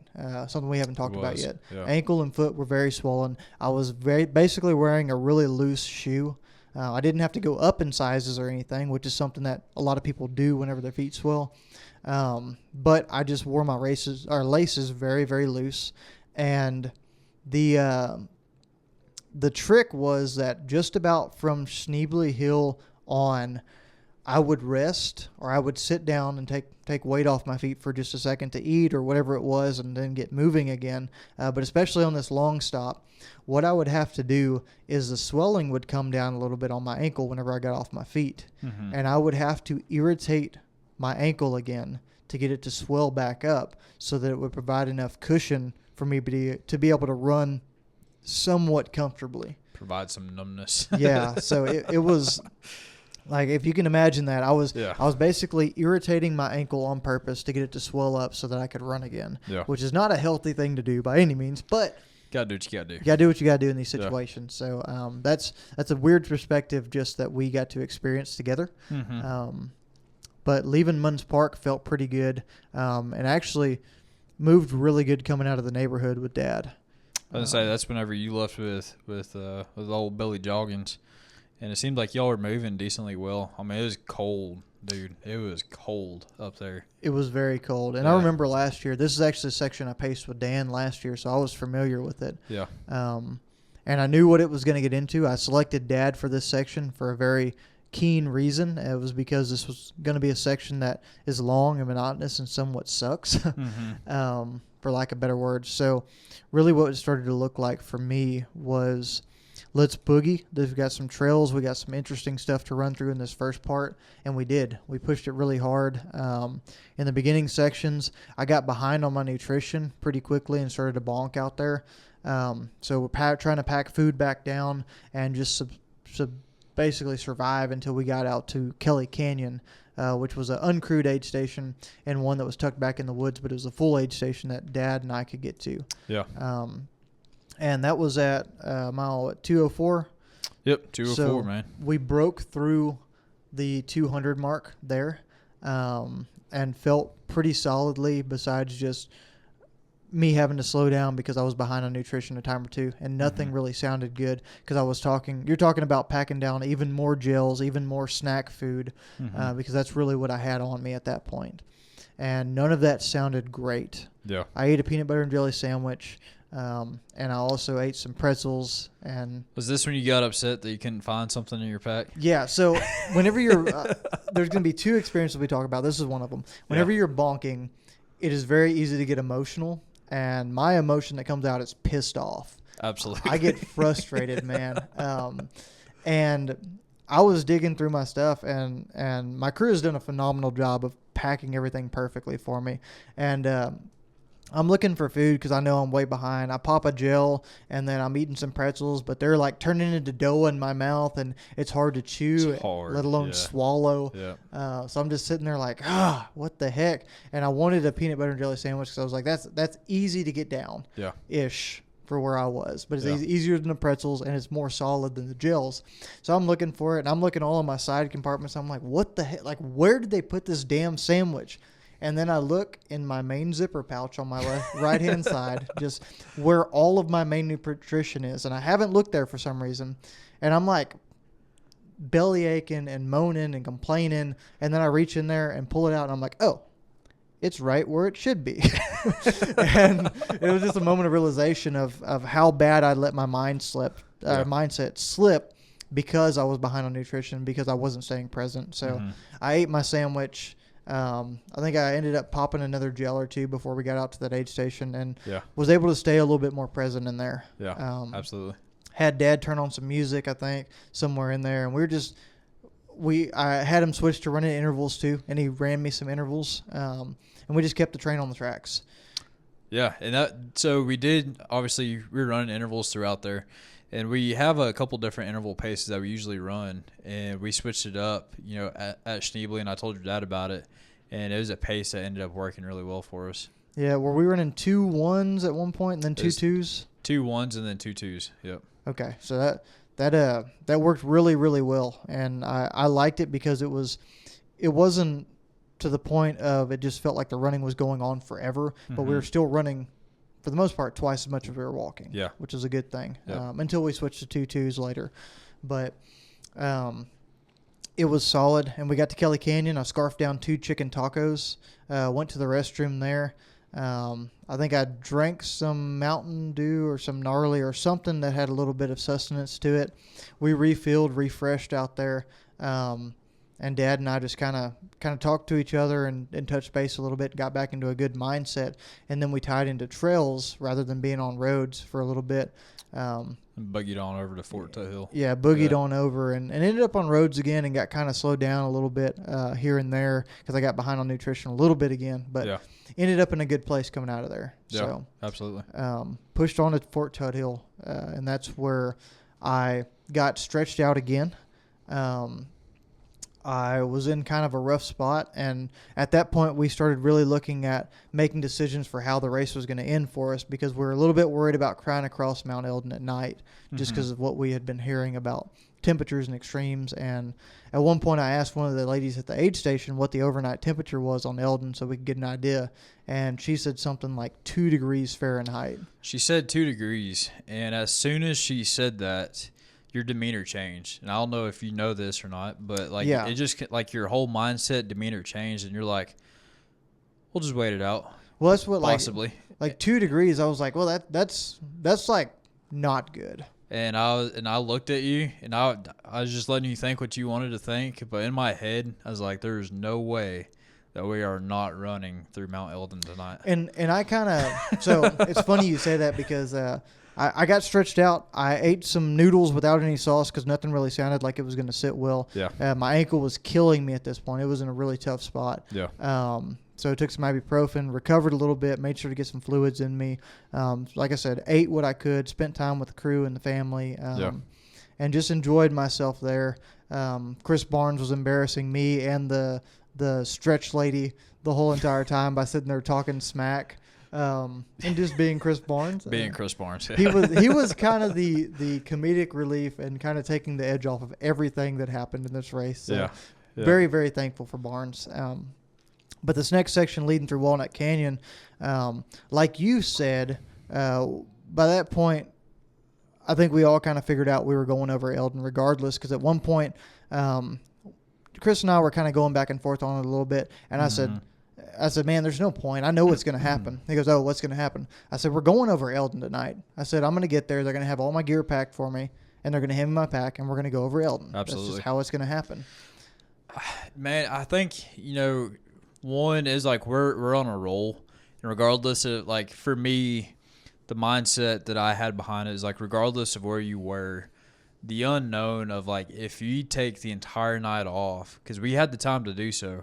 Yeah. Like, we just had no idea what shape you'd be coming out the backside of that and trying to start up at, like, 4 in the morning as the sun is coming up. You know what I mean? Yeah, because we had 33 hours to spare. Yeah. Whenever we finished the race. Yeah, and I was just like, there's just no way that, one, with that unknown there, and then two, I knew, like, knowing you, had we done that, there would have always been the question of what if. Yeah. Like, what could that have looked like, or what could my time have been, or, all those what if questions. Yeah. And just for me, as like, I don't care how mad he was going to be. Like, I knew that you and I were going up Mount Eldon that night. Yeah, and I'd came to terms with that going through Walnut. And Walnut turned out to be a pretty pivotal point in the race as well. It was, man. Dude, y'all came in booking. Yeah, so moving through Walnut Canyon, kind of the way that section went down, because we left Fort Hill at mile 209. 209, headed for Walnut and Walnut is 227. 227. So we had a good long stretch here, and what this looked like, it was pretty flat and rolling, running for a little while, and then it started netting downhill, and we were on single track trail cruising through there. We ran by Air Force Base airport over there, saw a C-130 coming in, landing right above us. Yeah, it was pretty dope. It's kind of a touch and go. We saw them several times and saw some cool stuff out there, but we were taking it pretty easy because my ankle was bothering me for a while. And then as we got to where we were running downhill on trail, I was able to push it a little bit more, leading down into the canyon. We passed a guy on horseback with a pack mule behind him, little That's cowboy. Pretty cool too. Yeah, it was pretty neat seeing him out there. Just rolling back to the old life that we got to live and some of the people we got to be around. It reminded me of that and put me in a cool headspace. Chris and I were also jamming to some good music. And the canyon, whenever we were climbing down into there, it was beautiful, man. Big rock formation, still in the red rocks. There was a cave down at the point that we didn't quite go down to, but it was cool to see, and just really, really neat. But we started pushing the uphill, and we had a pretty steep climb. It was somewhat forgiving, though. It wasn't terrible by any means, but it was just a long section that started to take a toll. And at some points, my ankle started bothering me a little bit more, and we kind of got to the top of this thing, right, the canyon again, and then we somewhat rolled downhill again towards the aid station. We had about, I think, 5 to 7 miles left in that, and Barnes started kind of shifting mindsets of how he was going to motivate me, and the way he did was he started kind of talking crap to me. Surprise. We went from kind of enjoying the run together. He was pushing me at first and then realized my ankle was bothering me, so we took it easier. And then whenever we were moving, he was like, all right, you're moving good mileage, and just staying consistent with me. And he was trying to keep my mind off of it. And then start pushing that pace. Whenever we got to that spot where we were coming downhill and he wanted to see me move again, he started talking some smack. And at that point, I started looking at my watch. I was like, man, I'm ready for this to be over. I got this guy talking smack to me. I got this long section. Like, how much longer do we have? And I looked at my watch, and he's like, stop looking at your watch. And a few minutes later, I looked back down at it, and he goes, stop looking at your watch. I said, well, I might as well not even be wearing the damn thing. And I took it off while we were running, and I handed it to him. And what had happened in there that made me do that was he'd finally tapped into a long part of this race, for a very long section of this race. I had decided that I was okay just finishing this thing out. I'm going to stay consistent. We're going to run a good race. We're going to finish strong and just do our thing. And I'm okay with that. I'm okay with that. Even now and later in the race, I was still okay with it, all the things. But what Chris did was he moved me into a side of me that is very competitive. Whenever I go into that spot and somebody basically is telling me, hey, you're being less than you can be, whenever they tap into that, that's a pretty motivational place for me. Absolutely. It gets me fired up. And what happened was he got me fired up. I said, I might as well not even be wearing the damn thing. I handed him my watch. He grabbed it from me. He put it in his pack, and I proceeded to haul ass down the hill. And I started flying. And immediately Barnes's demeanor shifted to like, oh man, like, and then he started building me up, and he was talking aggressive and fired up and like getting really highly motivated, from a point of like, yeah, that's what I'm freaking talking about, and like going into and getting really, like I said, aggressive with how he was like building me up, and I just pushed and to a point of there was a time when he told me, hey, no, like slow down, like ease up, stay consistent, keep pushing, but not that fast, because I started flying down these hills. Absolutely. Like I don't remember what pace we were at, but we were probably sub 10 for a point there. So I think you said like mid 8s, low 9s, somewhere around there. I feel which is incredible considering we're over 200 miles into a race. Yeah, like in the 220s, and we're just cruising, right? And I was fired up at that point, to the point of I never stopped running at that point. We put the last 4 or 5 miles into the aid station boogieing. And we passed several runners. We passed a lot of runners that were just like, holy crap, like what are you, like what's going on? And even coming to the aid station, I think we surprised the crap out of a lot of folks working the aid station and around the aid station, because we came in and we were moving. We knocked probably 3 minutes time off of our normal pace that we had been running up until that point. No, y'all are moving super well. Yeah, and it got me fired up, and by that point in my mind, especially with what we had discussed about going over Eldon and the mindset that I was in, I was like, yeah, let's go. Like, pack our shit up, we're going. And and I got two cups of mashed potatoes in me at that aid station. I got some other different foods in me.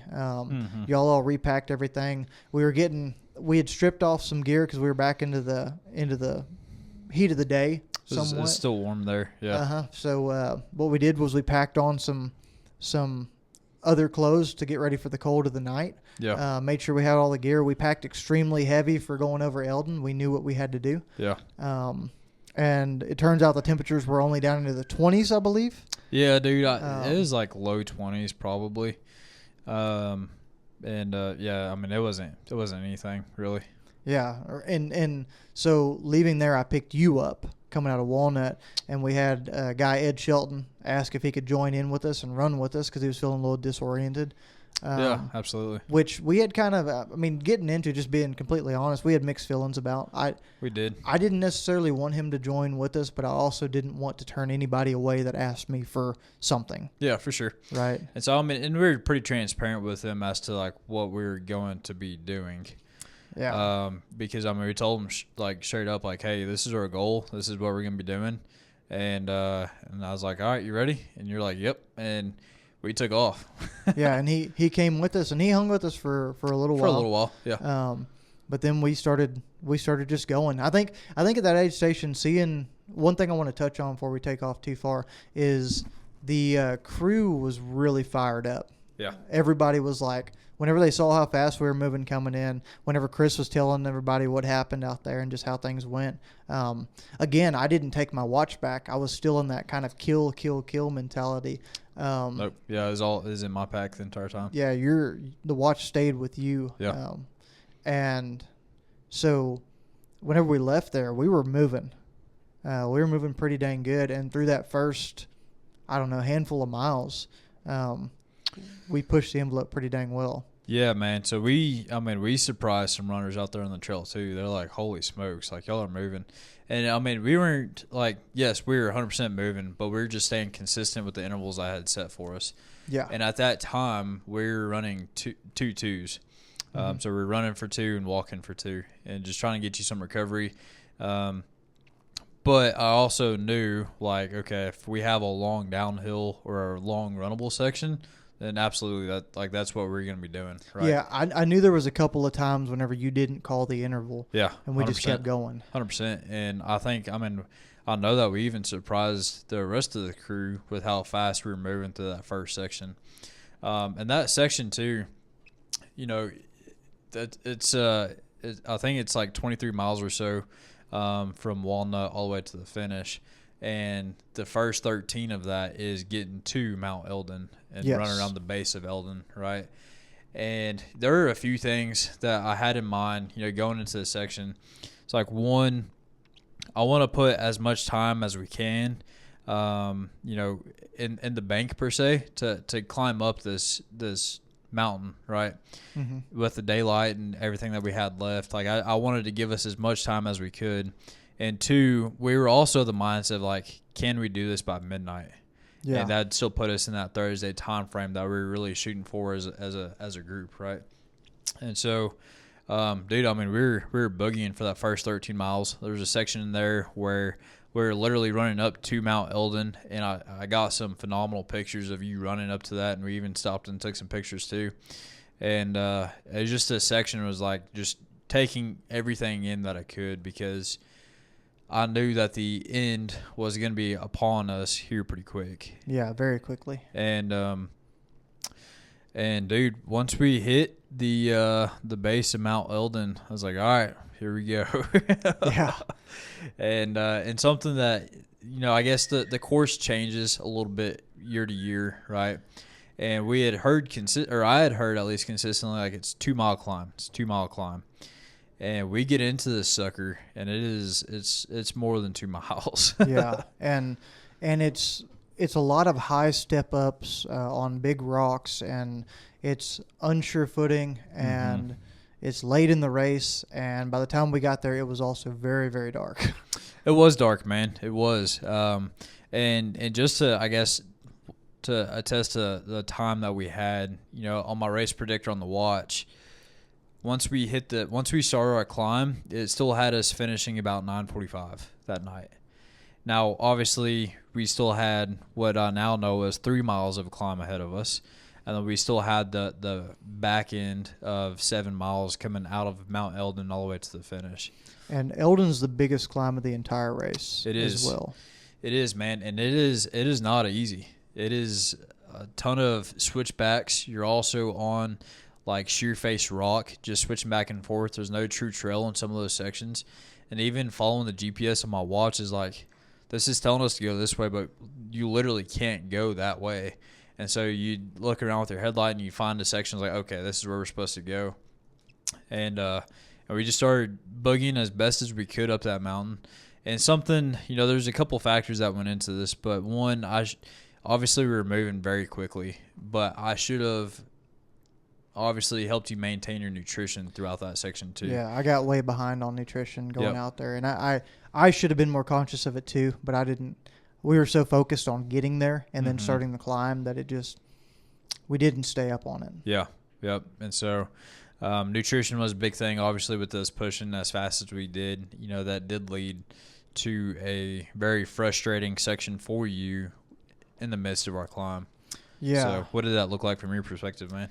Man, so it was a steady climb for a while, and I got behind on my nutrition very quickly. So I started to feel tired going up the climb very quickly. Obviously didn't make that realization.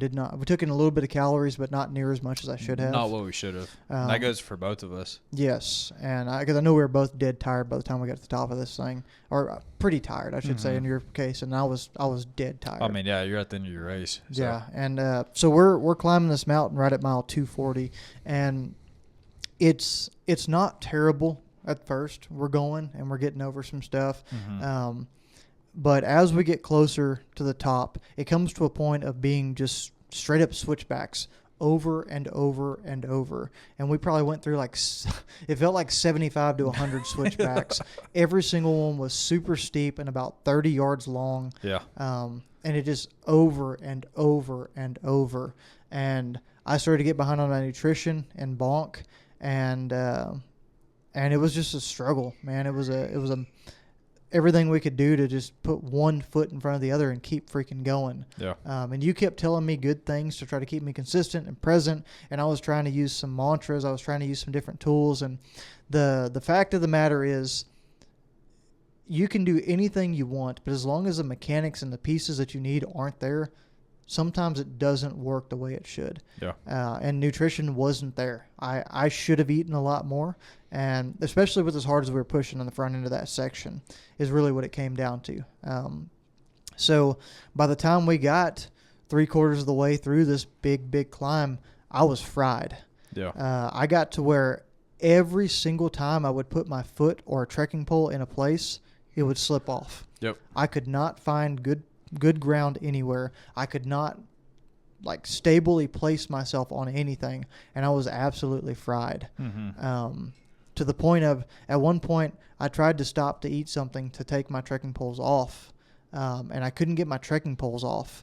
And about that time, you look back, and I was in the process of trying to snap one of them in half over a rock because I was so pissed off. I was beating them. Yep. And I did, and it was that bonking, and it was being that far into the race and getting we knew we were done at that point. We were so close, and there was nothing standing between us, but it was still, I went to a point of not being present. I went to a point of being so upset and behind on nutrition that I went to that point of just pissed off and started going after my damn trekking poles. And it was a low point, and you hollered at me and you got me back into a decent mindset about it, and ate a little bit, and we carried on, and things got a little bit better for a little bit. And then sure enough, we started climbing again, and it was just like getting annihilated. Just right back into it. Yeah. And we had people pass us on the climb because of that. Yeah, dude. Well, and that's kind of the crazy thing, because we were going slow, but I saw those folks that passed us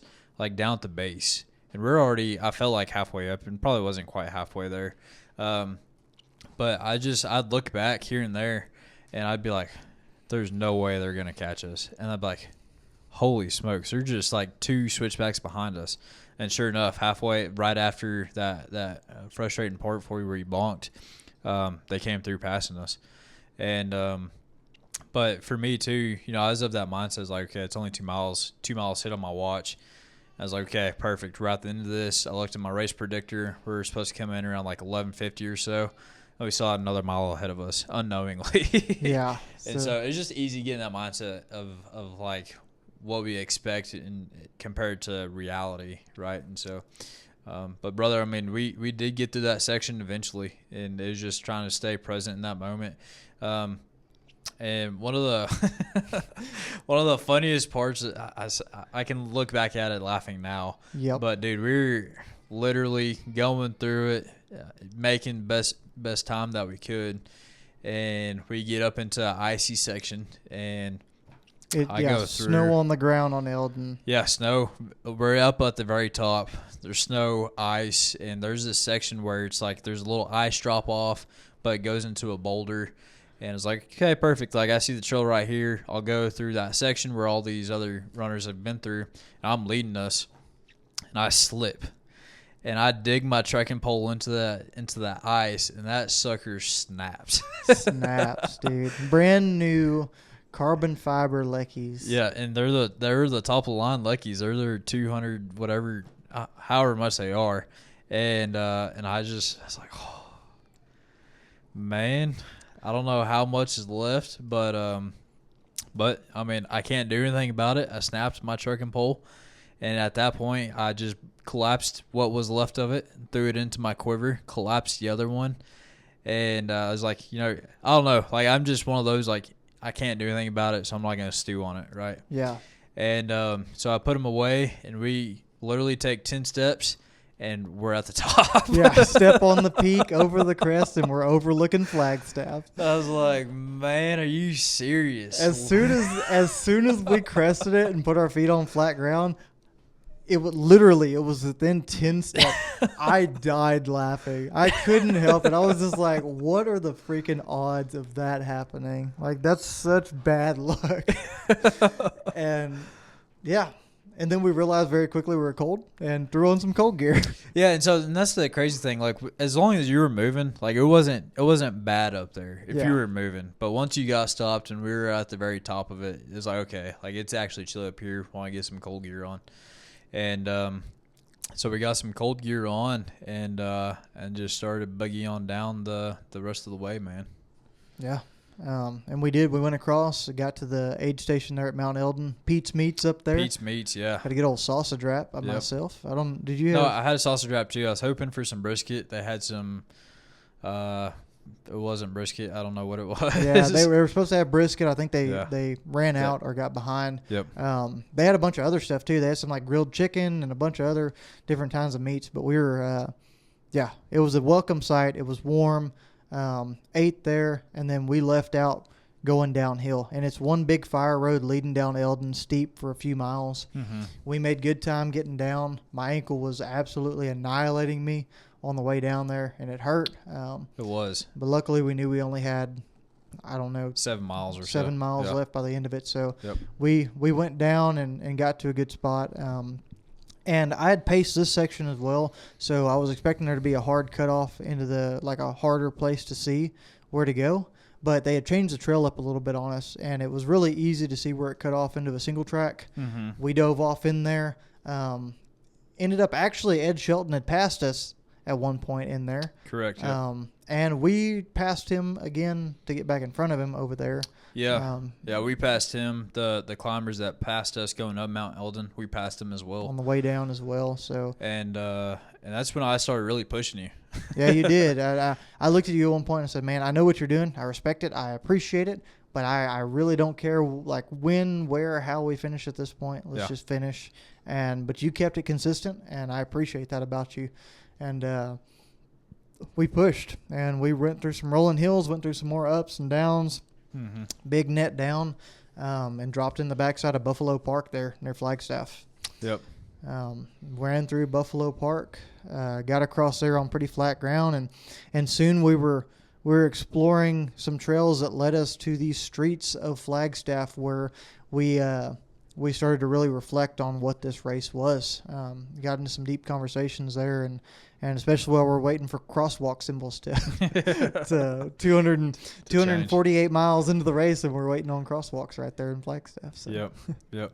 And I don't know, man. A couple different things throughout that entire section.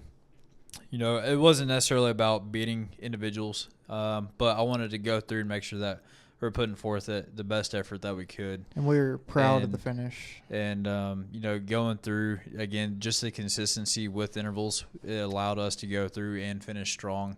And we really ended up putting some time between us and those other individuals. We did. And, I was just trying to have a good time with it too. Just going through those trails, acting like an airplane. You were acting like an airplane. And we were singing and just having a good time, brother. We were. It was just everything was coming to an end. You know what I mean? And once we hit the streets of Flagstaff, I was looking at my watch and I just knew, I was like, though we've made it 249 miles, that last mile meant the most to me. And I knew it meant the most to you, but I just wanted to reiterate like the importance of all of that, of everything that we've been through, the revelations that you had, that we've had as a crew, and everything else. And I just wanted, like, I just had to vocalize that to you as well. And I was like, you have to run this last mile. I don't care where you're at mentally, physically. Had you not run that last mile, I knew it'd be a mile that probably always haunt you.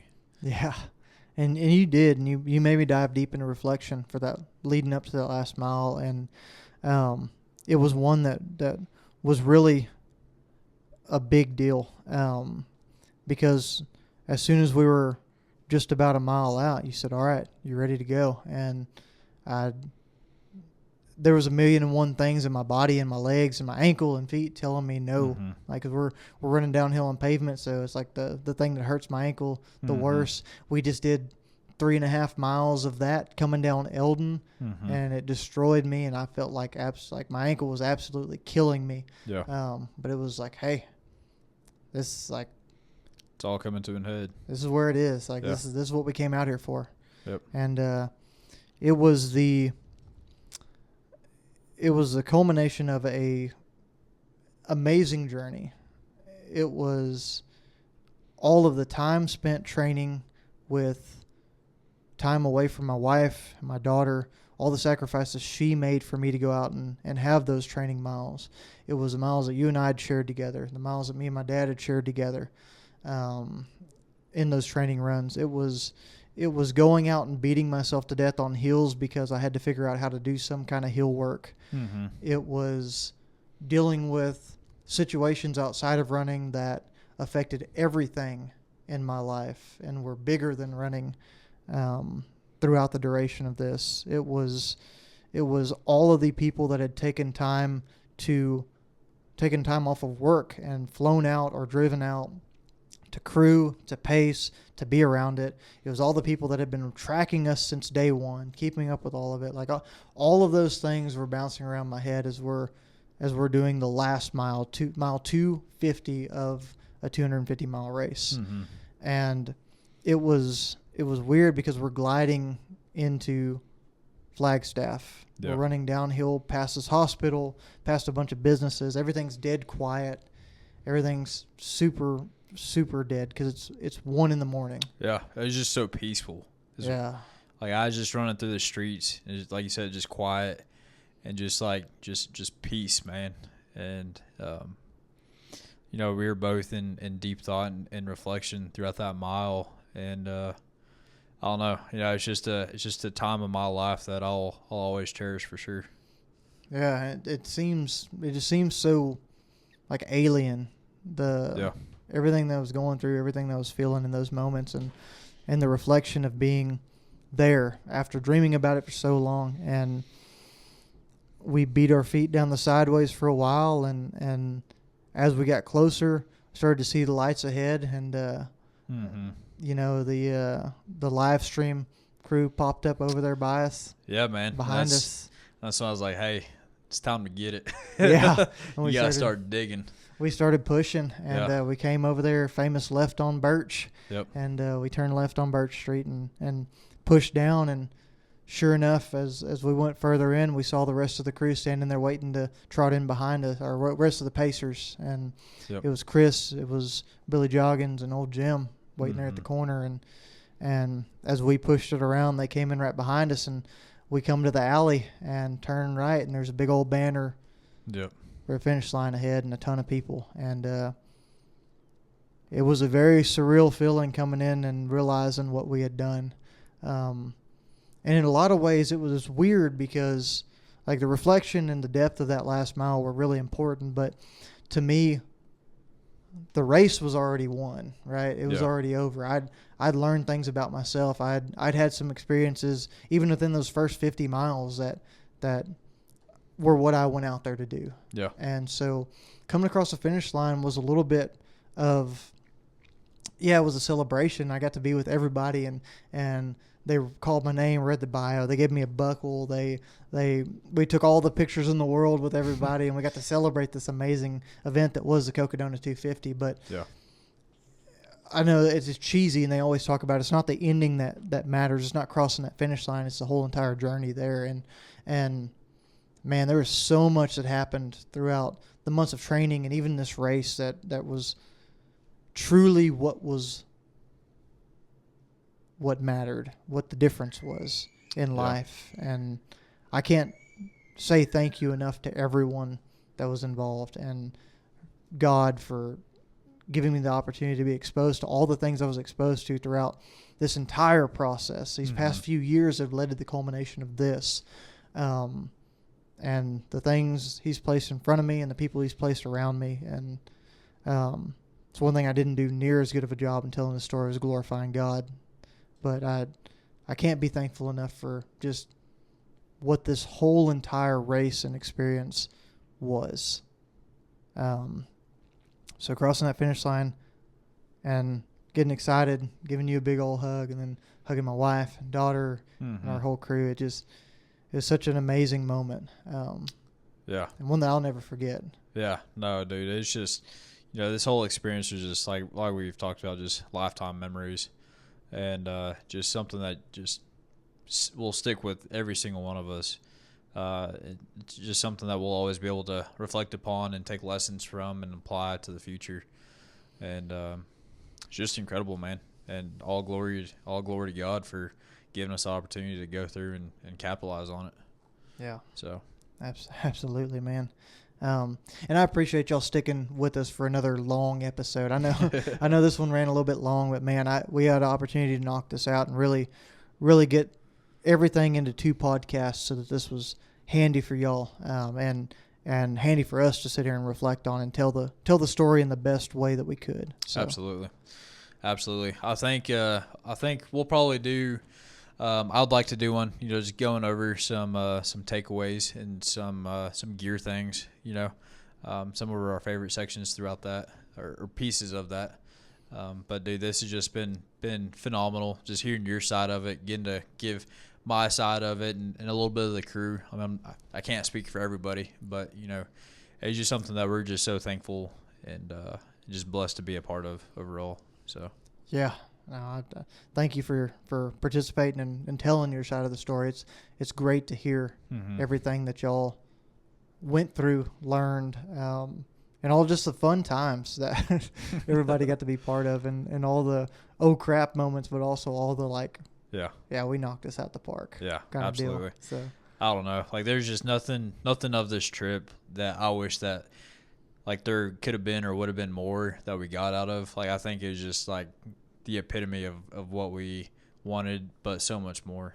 And so I don't know, brother. I'm just thankful for it all. So yeah, no, amen, dude. I fully agree with you. Cool. Well, you that's crazy, man. There's been so many podcasts just leading up to this. Yeah. And just the experience and to be wrapped up with it all. It's pretty wild. So turning the page, kind of closing that chapter, man. Chapter. So, man, you before we shut this down, you want to hit a prayer and we'll let these people get back to their regular lives. Yeah, absolutely. Let's do it. Yeah, you want to lead or you want me to? Yeah, I'll lead it, man. All right. Good to go. Yes, sir. Heavenly Father, Lord, we're so thankful for opportunities like Cocodona and all the opportunities that lead up to such big events like this, and all the little things that just go into it, God. And I pray that we continue to have the eyes to see and the ears to hear the things that we need to throughout all of those experiences, God. And as we continue throughout all the other adventures you have laid out for us, just keep us on that path of glorifying you and maintaining that bigger picture. And Father, I pray that for those individuals going through some hard times, that they're able to reflect on moments like these and take something from it. And those that are going through those high times, just help them see that as well, God. And Father, I just pray for protection for those out there listening, and anybody just going through the tough times, that they're able to see you through it, Father. And we just thank you for these opportunities, and we love you, and we praise you. And in your name we pray. Amen. Amen. Thank you. That was awesome, dude. Man, what a ride. What a ride. What a journey. I'm looking forward to the many others that we have in front of us. And it's just a big blessing. So yeah, well, like you said, we're gonna have some conversation around this, I'm sure, in the next one. If you got any questions, comments, concerns that you want to throw out there about this event, throw it in the comments, guys, if you're watching on YouTube. If not, shoot us a message, a DM. That's at Next in Line Development on Facebook or Instagram. We'd love to answer anything you got. We'll revisit some of the questions on that Q&A, too, that we put out at the end of the race on Facebook. Absolutely. And go from there. But, man, guess that's all she wrote for this one. That's all she wrote, man. So, folks, y'all know what to do. Y'all go out, do hard things, lead the way, and always be prepared for whatever it is. Next in line. Adios, folks.